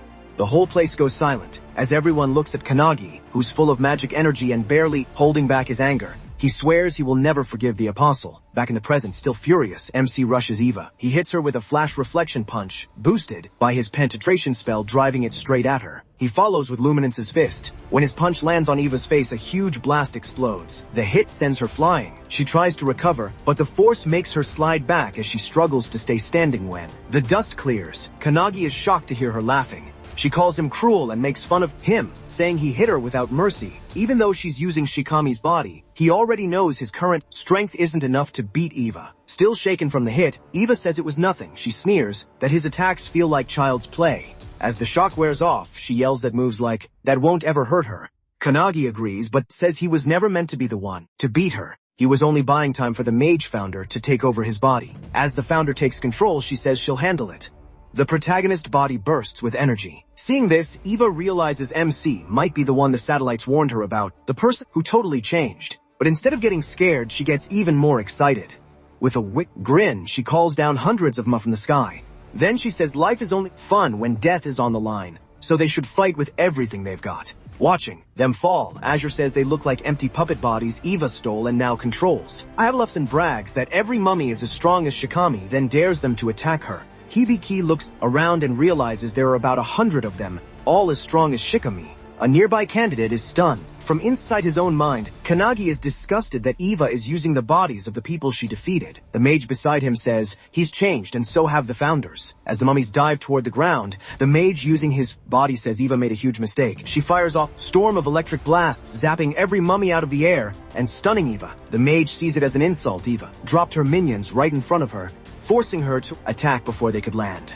As the burning mummies fall, the sky, Eva stares in confusion, wondering what Kanagi just did. Some people train for years to get perfect aim, but the protagonist used the skill like it was nothing, hitting every target without missing once. The mage tells MC to stay by her side and watch closely. He's amazed that even in a weak body, she can still use all her spells so smoothly. Calling him closer, she explains that Kanagi only wanted power for himself, while the founders wanted to use their power through him. He doesn't get what she means. She goes on, saying that even after all this, the protagonist, drunk on power, still only thought about getting stronger. At the same time, the founders are just as amazed by MC's unmatched talent. But after losing a friend, someone who trusted him with the future, the mage says Kannagi is now truly furious. Pointing at the excited founders, she tells Eva they all like this new Kannagi. Eva is confused by that. She rushes in shouting that the world is simple, the strong, the weak. But just before she can hit him, a burst of lightning flashes in front of her, stopping her cold. Eva looks around, in shock, and sees thunder falling from the sky. The mage says many people think like Eva. But she once saw a being strong enough to destroy the tower, get played with, and eaten by monsters from another world. After watching her friends fall, she now stands for the weak and swears to get revenge for them. Walking toward Eva and Kannagi's body, the mage calls her pathetic and makes fun of her for not being strong enough to really fight. Eva can't even stand back up as thunder keeps hitting her. The mage knows that even when the protagonist trained in the mountains and acted happy, deep down he wanted revenge. And all the founders feel the same way. They believe Kannagi will someday reach the same level they did. She holds out a hand and tells him that if he ever needs help, they'll give it. And if something causes him pain, he just has to point at it. They'll end the prophecy. MC immediately points at Eva in the air, and lightning bolts rip her body apart. Everyone is shocked. Even the instructor realizes Kannagi is like Midori, as child a monster in the making. Lying there in pieces, Eva can't understand how this kid destroyed her whole army and tore her body apart. He walks up and asks if she finally gets their power. Then he says he has a lot of questions for her. He adds that he knows many people who are good at questioning, and he plans to make her explain everything. But in a deep voice, Eva says she can't be Kannagi like this. She admits her boss was right. Suddenly, a cough comes out of the ground. Eva calls it her secret weapon. Protagonist is shocked. Eva explains that hundreds of years ago, one founder, the 10,000-man army slasher, helped destroy the tower. To MC's horror, she shows them the body of Hananoi Ryu inside the coffin. All the founders, especially Hanoki's spirit, are shocked that she has his dead body. Without a word, the mage drops a thunderbolt on the coffin. Hanaki's shocked. But the mage says this is serious now. Eva has already taken over his body. Hananoi's dead body rises, sworded by her. New power. Eva says she can finally fight them equals. Kannagi feels the huge pressure in the air, realizes it's even worse than what he felt training with, Icha. Then Eva snaps her fingers and hundreds more minions come out of the ground. She calls it her second wave, which makes Kannagi worry. But the mage tells him it. As Eva keeps calling more, an explosion suddenly goes off behind her. She turns and sees his friends arriving. Icha, Suo, and the others ready to fight. Protagonist isn't alone. Eva gets annoyed because she thought he had no one else. As she listens to him speak, Kannagi notices the dead body sounds exactly like Hananoi. Even with their friends here, the group still struggles to take down the minions, and Eva smugly says these ones are much stronger. This batch has a hardening skill, and even a full force attack can't leave a scratch. Worse, every minion has its own special skill, making them even harder to deal with. With so many at once, the anti-prophecy group is getting overwhelmed. After watching closely, Hibiki activates her sound visualization release skill, creating a sound phoenix that wipes out whole group at once. Even so, she stays careful, because each minion is boosted by its own ability. And just when the fight is already a mess, Todoroki suddenly breaks free of his chains and slams with one of the younger members into the... Hibiki reacts fast enough and saves them. Through all this, Eva is loving the chaos. She smugly says that in a fight like this, only squad captains can hope to survive.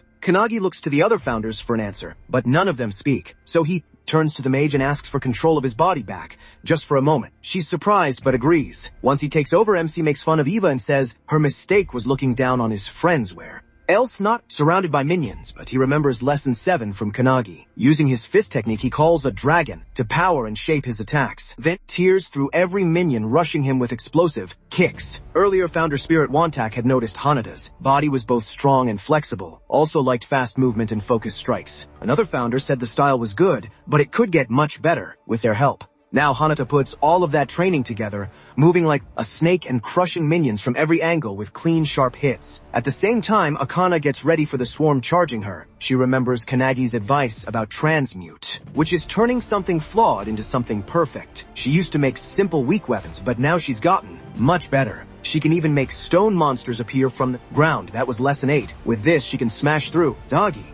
Kannagi Hinoi's about Suo, but Hinoi says Suo is doing just fine. He might not be as talented as his brother, but he has his own special skills. Right now, he's using Hinoi's one-handed sword style with Skyfall, taking out a whole group of enemies in one swing. Then he combines it with Kalandila for a wide flower-shaped attack. She watches with pride, impressed by how well student is mixing his moves. Even so, she still thinks Kannagi's combos are way better. While fighting enemies and thinking, She suddenly sees a giant fire tornado. This can only mean his battle with the 12 apostles has, but when she looks closer, she gets even more shocked. Kannagi is fighting the famous founder Haninoi. Eve attacks the main character using Haninoi's one-handed sword style with the wave-cutting blade move. The MC dodges it with amazing skill. Even though she misses him, the attack still rips up the ground. He immediately strikes back with the mage's lightning bolt, but someone as strong as Eva hardly feels it. She hits back with Dice Slash, cutting the whole area into cubes, and even slicing through her own enemies. Kannagi survives by jumping onto one of the floating blocks. He remembers he once survived the same move before. As the field falls apart into moving blocks, the others can hardly stay standing. One member grabs a teammate who's about to fall, but before they can pull her up, Dice Slash cuts off his arm and she falls. She's still holding the cut-off arm as she drops. Kannagi sees them just in time. He quickly casts a bubble spell, lifting Thensol to safety. The mage spirit, getting more scared, asks Hanoki what they should do. Hanoki tells her to make her own choice, and she does. Then just as Eva shoots her splitting cloud beam, she lets loose her own attack, making the fight even crazier. Eva is excited by what a founder's body can do, amazed at how perfect Hanoki's body is fighting. Even so, she decides she needs something stronger. So she uses Hanoki's secret move, Indomitability, and attacks. But Kannagi shocks her by grabbing the sword with his bare hand. Haninoi's spirit isn't... And the mage makes fun of Eva, saying that with Hanoki's body, she's still weak. Hearing that, Eva gets angry and asks how a founder's body could ever be called weak. Wanting more power, she searches Hanoki's memories for a stronger move. But the deeper she goes, the more her eyes fill with tears, like she found something terrible. Those tears come from the rush of Hinoi's past memories, from when he was still alive in the time of the towers. Just seeing it almost makes Eva lose her mind. In that memory, Hanoki cuts a whole tower in half with one swing. But after battles like that, he only becomes colder and further away. Eva can't understand how human could reach that kind of skill and knowledge. Hanoki's memories are full of destruction. Bodies getting cut up, monsters dropping by the dozens, even the sea split open, and scars left on the planet itself. The weight of those memories breaks Eva's spirit, and she starts to fall apart because of it. She panics, not knowing what to do or how to get stronger, but it's too much. Her soul starts to crack like it's about to shatter completely. Hanoi's spirit just shrugs and says Eva's soul can break if it wants. Another founder quickly warns that if that happens, she'll go wild and attack everything nearby. And that's exactly what happens. Eva's spirit breaks. A terrible scream comes out of her so loud people can feel it even in Takasaki. The shock makes officials quickly tell everyone to leave. People check their phones and find out the energy is coming from Nagano, almost 100 kilometers away. Even from that far, the shockwaves still hit them, and everyone starts to panic. Some think the world is ending. Others think a monster has appeared. Back at the battlefield, Eva keeps screaming, and rocks start floating as her energy hits everyone there. The weaker fighters cough and fall, crushed by the strong force. Seeing that, Kannagi shouts to Hinoi, but Hanoki stays calm and says he already. The mage handle this. The mage agrees. As Eva walks toward the main character, the mage pulls up her sleeve and shows the seal of truth on her arm. She calmly says that if she has to use Kannagi's body, she'll finish this in one move. The moment she releases the seal, the MC's body starts letting out a lot of energy.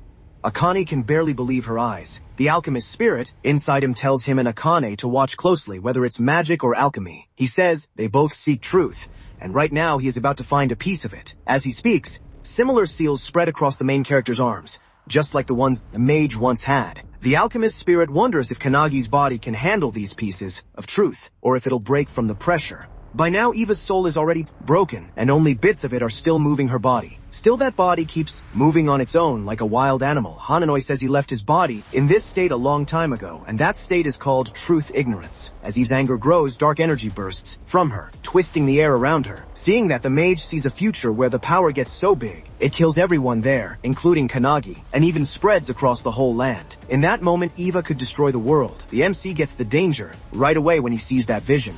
The mage then uses Magus of Truth, a skill made to turn off an enemy's powers. Its power is so strong even the world can hardly handle it. Eva puts dark energy into her arm and swings at Kannagi, but he stops it completely. She can't believe it, but he grabs her hand and holds on tight. Right then, the mage shoots a bright light through him and a flash of light bursts between them. When it fades, Eva is just a burned skeleton, and he is still holding her hand. Using the main character's body, the mage says one last goodbye to Eva's dying soul as her ashes float away. The other founders watch with determination, while Hanoki stands up, annoyed that his body and soul are now completely apart. The mage smiles and asks Kannagi if what he saw will help him train. As the MC takes his body back, he's shocked to find the field clear and his teammates cheering like he beat the monster himself. Inika, though, worries he used his sword, so maybe her lessons were useless. Hinota sighs in relief while Suo praises him for taking down such a strong enemy in one attack. Akane sees more than that. She realizes Kanagi completely understood his enemy's moves and stopped them. That thought makes Akane's hands tremble. Can a human really reach that level? Even so, she pulls herself together and decides she'll reach that level too. The instructor is now worrying about the giant hole in the field. This was only supposed to be a test, but it got out of control quickly. Todoroki is dead too, which only makes the instructor more annoyed since now they'll have to do another test. As everyone starts gathering again, someone sees a bright circle and gets scared. The instructor also freezes, but then everyone realizes it's the superintendent. When Kanagi sees her, he remembers the old woman from in his mind earlier. The assistant beside the superintendent also seems confused why she's here.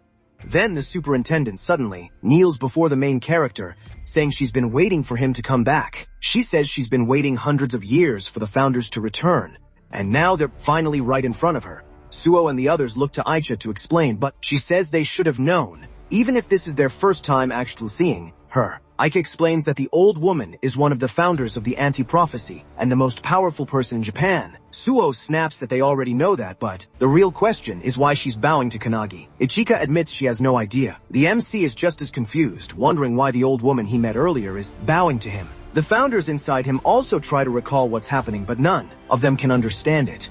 Then he suddenly feels her very strong energy and stops moving. The old woman rises and asks if Kanagi remembers her, joking that she's aged. To prove it, she turns around and starts wiggling her backside, telling Hananoi to watch her dance. The founders are really confused, but then they realize the old woman is Io. Hananoi quickly tells Kanagi to switch with him. Once he does, Hani greets her, and that shocks everyone nearby. The assistants immediately step forward, thinking it's rude to their superintendent. Angry, they say they'll kill the main character and restart the test.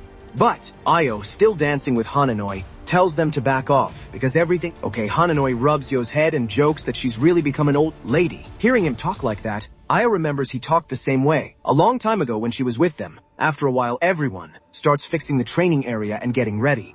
Later, deep inside the anti-prophecy, in a hidden place called the Hut of Endless Vision, Kanagi is amazed by the garden. Io explains that because she can't appear often, a shield is usually put around the area so she can live there quietly. The MC asks if she knows all the founders, and Io starts telling her story. She says she was an orphan whose family died during the time of the towers, and the founders saved her and brought her up. Kanagi is shocked she was just a child back then, and when Io says it was 300 years ago, he's even more shocked to learn she's over 300 years old. Then she says she stays young by using a special item that stops time, as long as she stays inside headquarters. The moment special items come up, he remembers them. Hanoki's spirit explains to Valentine that the item works a lot, like her preservation skill. Valentine agrees and says that at her strongest, she could have done the same thing. Still, she wonders where Io got something that strong.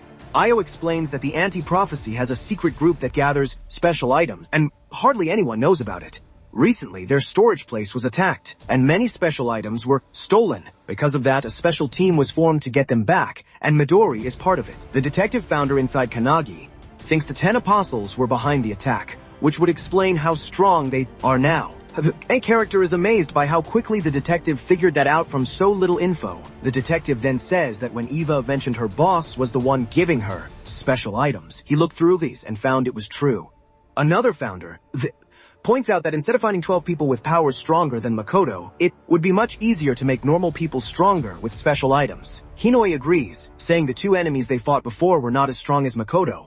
Hinoi agrees too, adding that they didn't even know about the 12 apostles until the attack happened. She says the apostles now have the same kind of power as the anti-prophecy's biggest enemy, so they can't be overlooked. They're doing their best to find the leader, but Midori might get to them first. That news shocks Kanagi. Meanwhile, in Detroit, Michigan, the streets are empty, and one area looks like a battleground. A strong spell suddenly makes a tornado and smashes it into the ground. Center stands Midori, who has just found out something big. They thought the 12 apostles had only 12 members, but there's a 13th. Watching through an orb, a man stretched out on a couch smirks. He's impressed Midori got there faster than he thought. In a cold, teasing voice, he asks if Midori wants coffee or black tea. Midori answers immediately. He chooses death, calling the man by his real name, Number Zero. Midori shoots another powerful beam at the floating Number Zero. The blast is so big that even far away, another special team member, Nisha, notices it. Makoto, who's with him, says the city was already empty, so the damage won't be too bad, but he can't understand why Midori is doing so much. They just barely get out in time, jumping off the building right before it's cut perfectly in half and falls apart. After landing, they decide to leave Number Zero to Midori and go handle Kamaragi, one of the 12 apostles. Meanwhile, Midori gets frustrated because even his strongest wind attacks can't break the shield around Number Zero. He's not sure if it's a skill or some kind of special item. After his tea, Number Zero walks out of his shield, teasing Midori and asking if he's done. Immediately attacks with sharp pearls, throwing big rocks at Number Zero and causing a huge explosion. But to Midori's surprise, Number Zero walks out without a single scratch, calmly tells Midori that the difference between them is like a whale and a fish. Midori quickly understands that Number Zero can protect himself even without his shield. Number Zero keeps making fun of him, saying Midori used to be so strong and scary he wouldn't dare fight him, but now Midori is broken by losing his friend, and Number Zero thinks that's just sad. Number Zero keeps talking, saying Midori was born only to be a fighting machine. But even then, he couldn't protect the people he loved. This makes Midori incredibly angry. Filled with rage, he attacks Number Zero with scary power. His eyes show pure desire to kill as old memories flood back from 23 years ago. Deep in the mountains, Shinshut, a special agent, was frozen in surprise. A massive energy blast came from a hole in the ground, and he saw that the Midori family home was gone. Superintendent Ao was also there, looking at the ruined area.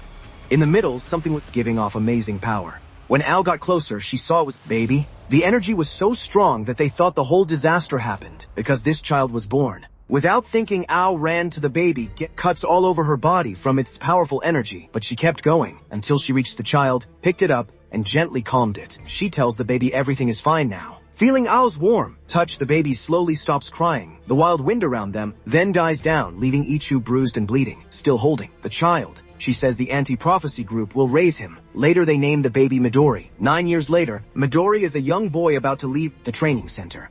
A teacher named Haninoi and 12-year-old Aika try to stop him, warning that the anti-prophecy group will come for if he leaves. Midori doesn't care and says okay, but when the master turns away, he quietly says that's why he let Midori live. Ika, standing close by, feels the stress, then suddenly starts laughing. Annoyed, the master asks, what's so funny? Midori had always been super strong, breaking every record and seeing everyone else as weak. Then one day he meets Makoto, who casually throws him a wooden stick and asks if he wants to practice swords with him. Midori is surprised, but Makoto just smiles and offers his sword. They were the same age back then, so they start training. But Midori can't beat Makoto in sword fighting. This makes him mad, but he keeps asking for another match. Makoto agrees, wanting him to learn, and Midori loses again. Upset, he yells, asking why he still can't win even when he's trying his best. Nishina, who's also there, says the problem might be that Midori is too strong. Midori can't understand that since he keeps losing to Makoto. Then a voice from outside says that's actually a good thing. It's Makoto, who was 14 then. Midori keeps breaking his wooden sword, and Nishina explains why using an egg. If someone uses all their power, it's hard not to crush something delicate, like an eggshell in a fight. Midori still doesn't get it, so Makoto picks up the egg and throws it really hard. Midori is surprised when the egg hits the ground and doesn't break at all. Picking it up, Makoto explains that Midori needs to balance his attack energy with the energy protecting the egg. It's not really a skill, just something you learn over time. While he talks, Nishina throws the rest of the eggs at the wall and none of them break. Midori is amazed. Makoto gives him an egg and says if he wants to beat him in sword fighting, he needs to control his energy first. Once he does, even his huge power won't hurt people nearby. As Makoto starts to leave, Midori calls out to him and gets hit in the head with an egg. Makoto turns and sees Midori wants him to stay and train energy control together. Makoto throws it back, saying Midori should say sorry first. Then he kicks up the box of eggs and makes them float with his power. Midori tries to do the same, but all the eggs around him burst or shatter. Still, after practicing for a bit, he finally throws an egg hard enough to make a hole in the wall without cracking the shell. After that, they go back to sword training. And now that Midori can control his energy, they can fight all day without destroying everything around them. Seeing this, Nishina and Makoto get excited too and ask to fight him next. 4 years later, Midori joins the special team while Makoto goes his own way. Midori leaves for a prophecy mission to help the European team after hearing about a special prophecy called Pandemonium. He asks if Makoto is still looking for Swordmaster, and Makoto says yes, reminding Midori that he once said he'd find his own master. Makoto holds out his fist, saying they are now equals. Smiling, Midori bumps fists with him and says he'll be waiting. After that, Midori lives for his friends. As long as they're alive, he'll keep fighting for them. All he ever wanted was friendship, and the 12 apostles took that from him. Back in the present, with all those thoughts, Midori charges at number 0 with a strong desire to kill, while number 0 stays totally calm. But just before Midori hits, number 0 pulls out a golden egg and crushes it. It unleashes a wildlife stampede spell, filling the area with bright light. Other special team members notice it too, and wonder if Midori caused it. As the light starts to fade, Midori steps out, covered in a strange but strong energy. Makoto asks if he already beat number 0, but Midori says nothing. They call out to him, but to their shock, Midori says he doesn't know them. Nishina immediately realizes something is very wrong and yells for Makoto to get back, but it's too late. Midori already has a hand on Makoto's forehead. With a creepy smile, he uses turbulence and creates a strong whirlwind. After 3 members of the Japanese special team disappear, another team from the USA, including Maris and Ashton, is sent to check it out. When they get there, Ashton touches the ground and feels a huge amount of energy left, but showing this was where a massive explosion happened. Maris is shocked by the size of the hole Midori made and understands why he's called the strongest man in the world. Still, he can't figure out how someone so powerful vanished with his whole team. Ashton has no answer either.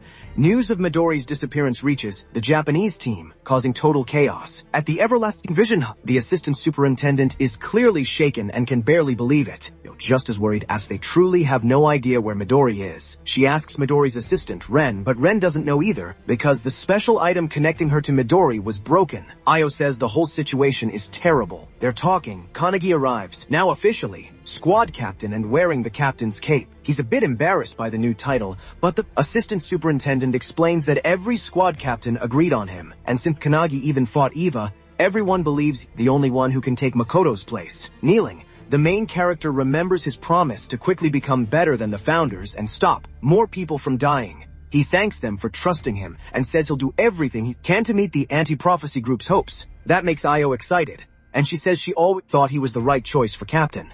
Then her face turns serious and she asks what he thinks about an urgent problem. Not long ago, Kanagi was still looking for anti-prophecy members to join his team. Now he's sitting in front of the superintendent for advice, and the whole thing feels unbelievable. As the superintendent speaks, a door with a tiger drawing suddenly appears behind Ayo. He is startled, and when it opens, Ayo introduces 2 special team members, Ndisha and Mato, both badly hurt. She explains they were on Midori's team and are the only ones who know what happened. Makoto starts explaining that in Detroit, the leader of the 12 apostles took control of Midori's body. That leaves Kanaza completely shocked. Makoto goes on to say the control power seems like the one Eva used before. He thinks a special item is probably behind it, though the small details don't matter right now. The important part, he says, is that Midori, the man who protected his friends, has now become humanity's enemy. That truth hits the main character hard. Mato adds that Midori fought the control as long as he could, giving Nisha and Makoto time to get away. Before he finally lost himself, Midori said sorry and made one last request. Midori's last request was for Kanagi to beat number 0 in his place. That leaves the main character frozen, crushed by the weight of those words.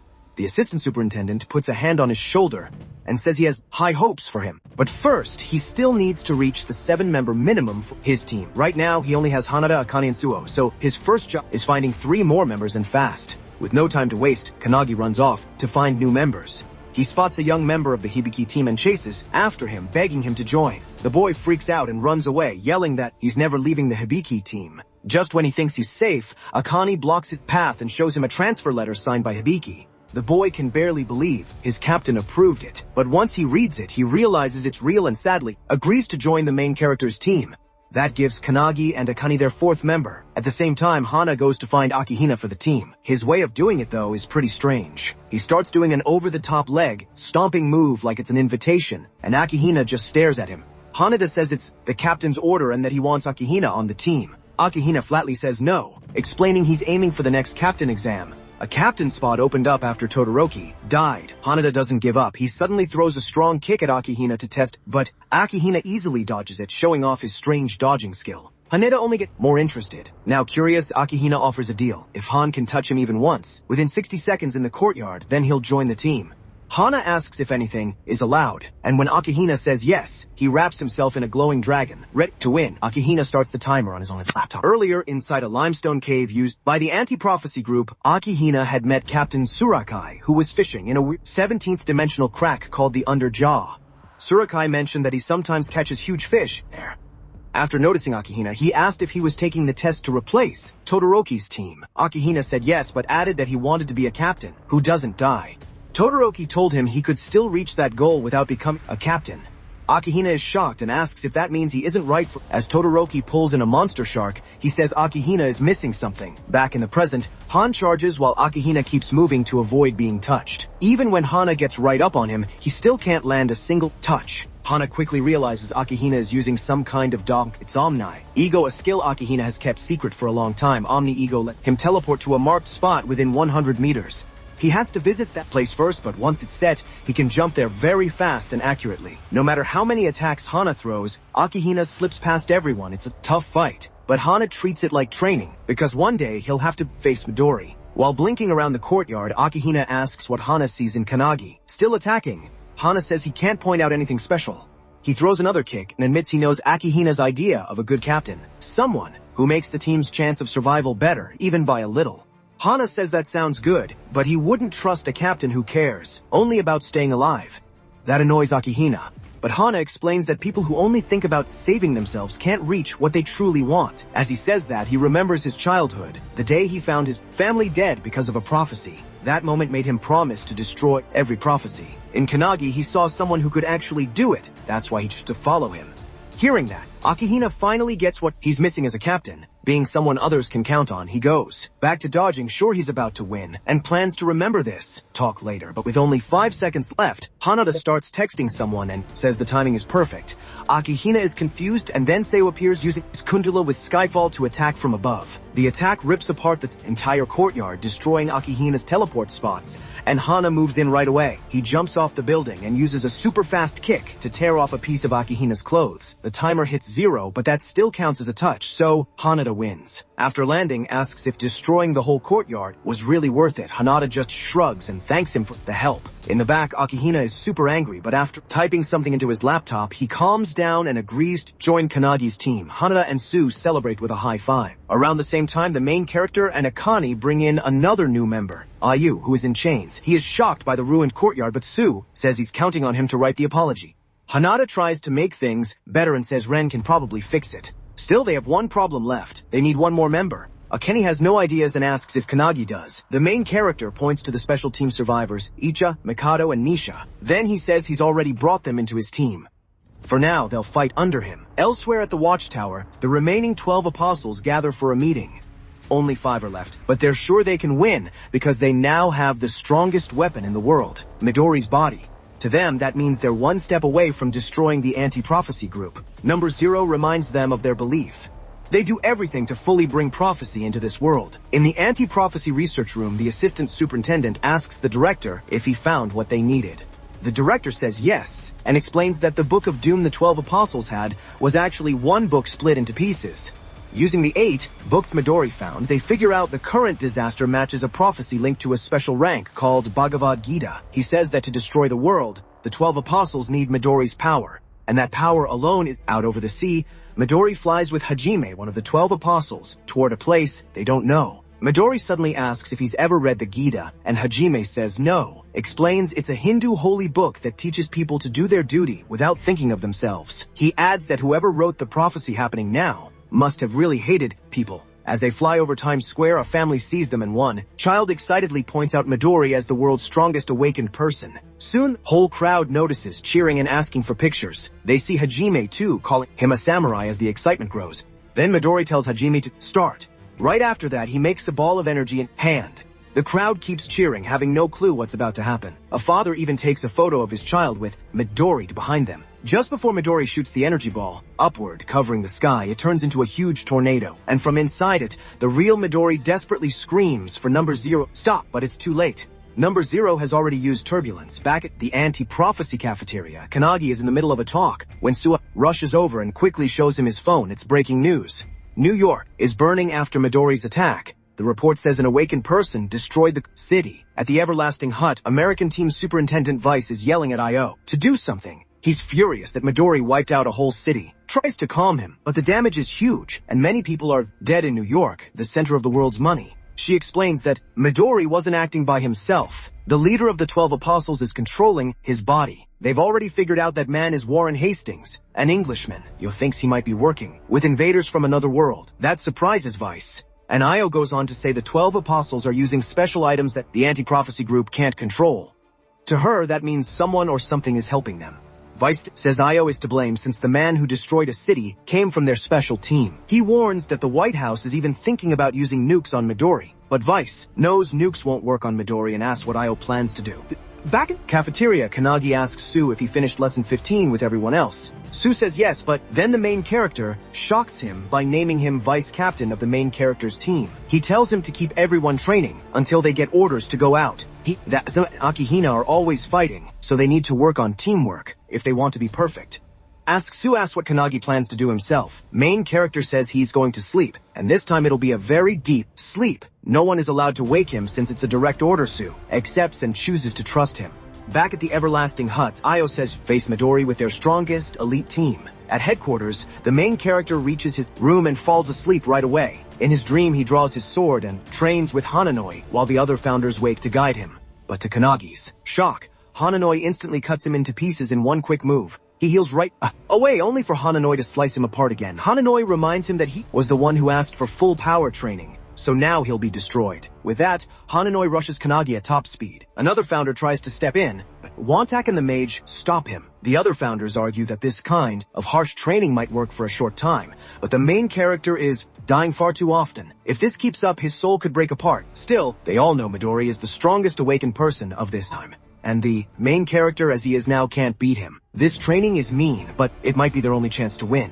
The founder from before warns there has to be a limit to what Kantegi can take, but the alchemist tells her not to worry. He isn't that weak. Even after watching the main character get cut down over and over, the mage still believes he'll make it through. The main character says sorry to Hananoi, feeling crushed by just standing in front of him. It feels like being dropped into a freezing snowstorm on a mountain. After catching his breath, Kanagi faces Hananoi again. He gets cut in half right away.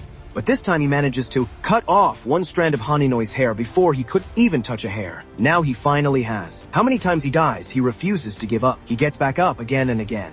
Meanwhile, in Mumbai at the gateway of India, Ardu from the Indian team's special force gets excited when he sees Midori. He reminds him that without his help, the special blazing fireboss prophecy would have burned Mumbai to ashes. Then with a smile, he asks if the man who once helped save this city has now come to destroy it. Midori says those words are useless. This may be his body, but Number Zero is controlling it. Number Zero makes fun of the idea that Midori can take it back. To mess with Arad even more, he pulls out Midori's trapped thoughts and makes Midori's voice beg him to run. Aratib says no, this is his home and he'll fight for it until the end. Meanwhile, at the Everlasting Hut, Io tells the superintendent's helpers that humans have been fighting creatures from another world for 100 years. Back when the founders were around, the tower showed up first, then the crack, then the prophecies. And all this time, some humans have always helped those creatures try to destroy the world. While she talks, one helper sees news that India has fallen and freaks out, realizing the enemy is now heading for Europe. Iso says she expected that, but it would have been better if they went straight to Japan. When the helper asks why, she explains that Number Zero just took Midori's body, so he can't use all its power yet. Plus, the more he fights, the stronger he becomes. So she tells the helper to call all the captains, and she tells Tongan he's going to the fight, too. He jokes that they only remember him when they need someone strong. Real kyak is that Io says she'll fight herself. Since the Kanagi squad, their only real hope against Midori, the other squads need to buy time until they're ready. Hibiki and the other captains, looking worried, ask how much time the main character needs. Io says the MC needs 2 days and the fight will be in the Pacific Ocean where they'll try to stop Midori. There, the whole Japanese anti-prophecy group gathers for the coming fight. When Midori attacks them, he blasts out turbulence right away. Io blocks it with her own defense spell, Midori narrows. His eyes surprised and Io smirks, telling him not to underestimate them. Earlier, as the captains left to face Midori, Hagi and her squad ran up, begging to fight the leader of the 12 apostles, too. Their captain says no, but Hagi, almost crying, argues that even if they can't change the fight, they can still protect the captains with their lives. The captain turns to them and asks if they know why the captains chose such a hopeless fight. Even knowing they might never come back because the power difference is too big, they still believe their team will survive and keep fighting. That's why the captains trust them to protect the world. After saying that, the captains leave and their squads stay behind. Some start crying. while others get determined to protect the Kanagi squad until their training is done. Their eyes are full of sadness, but they know crying won't help. They have to move fast. The squad captains, superintendents, and helpers teleport to the ocean and face Midori together. Azo easily stops Midori's turbulence. The other captains stare, shocked by her power. Midori is also surprised by this new ability. Look through Midori's memories. Number 0 sees Ao as the anti-prophecy superintendent, like a mother to Midori, who always hid her true strength.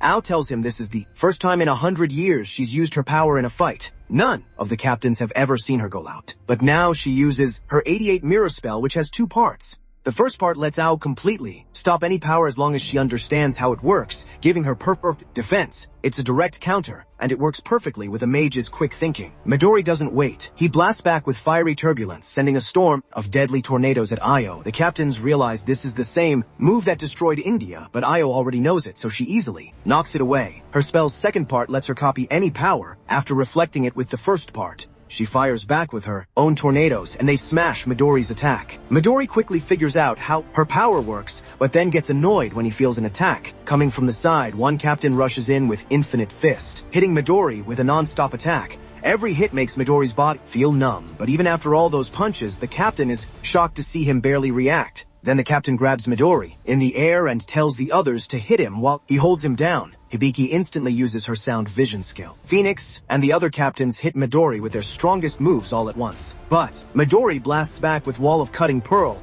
sending huge tornadoes that hit all the captains. When the smoke clears, he's fine and makes fun of Io for bringing weak fighters. Then he suddenly feels a huge power above him. He looks up and sees the superintendent's helper making a giant sun-like ball of energy. Midori instantly realizes that move gets stronger the longer it charges. He tries to make his own energy ball to stop it. The female helper uses Slavemaker and locks his hand in chains. Midori is shocked. He didn't expect them to have a power he can't use. At the same time, the male helper finishes charging and throws the huge fireball at the trapped Midori. Watching it rush in, Midori knows he can't get out of the way. He thinks his strongest wind attack at the last second might lessen the damage.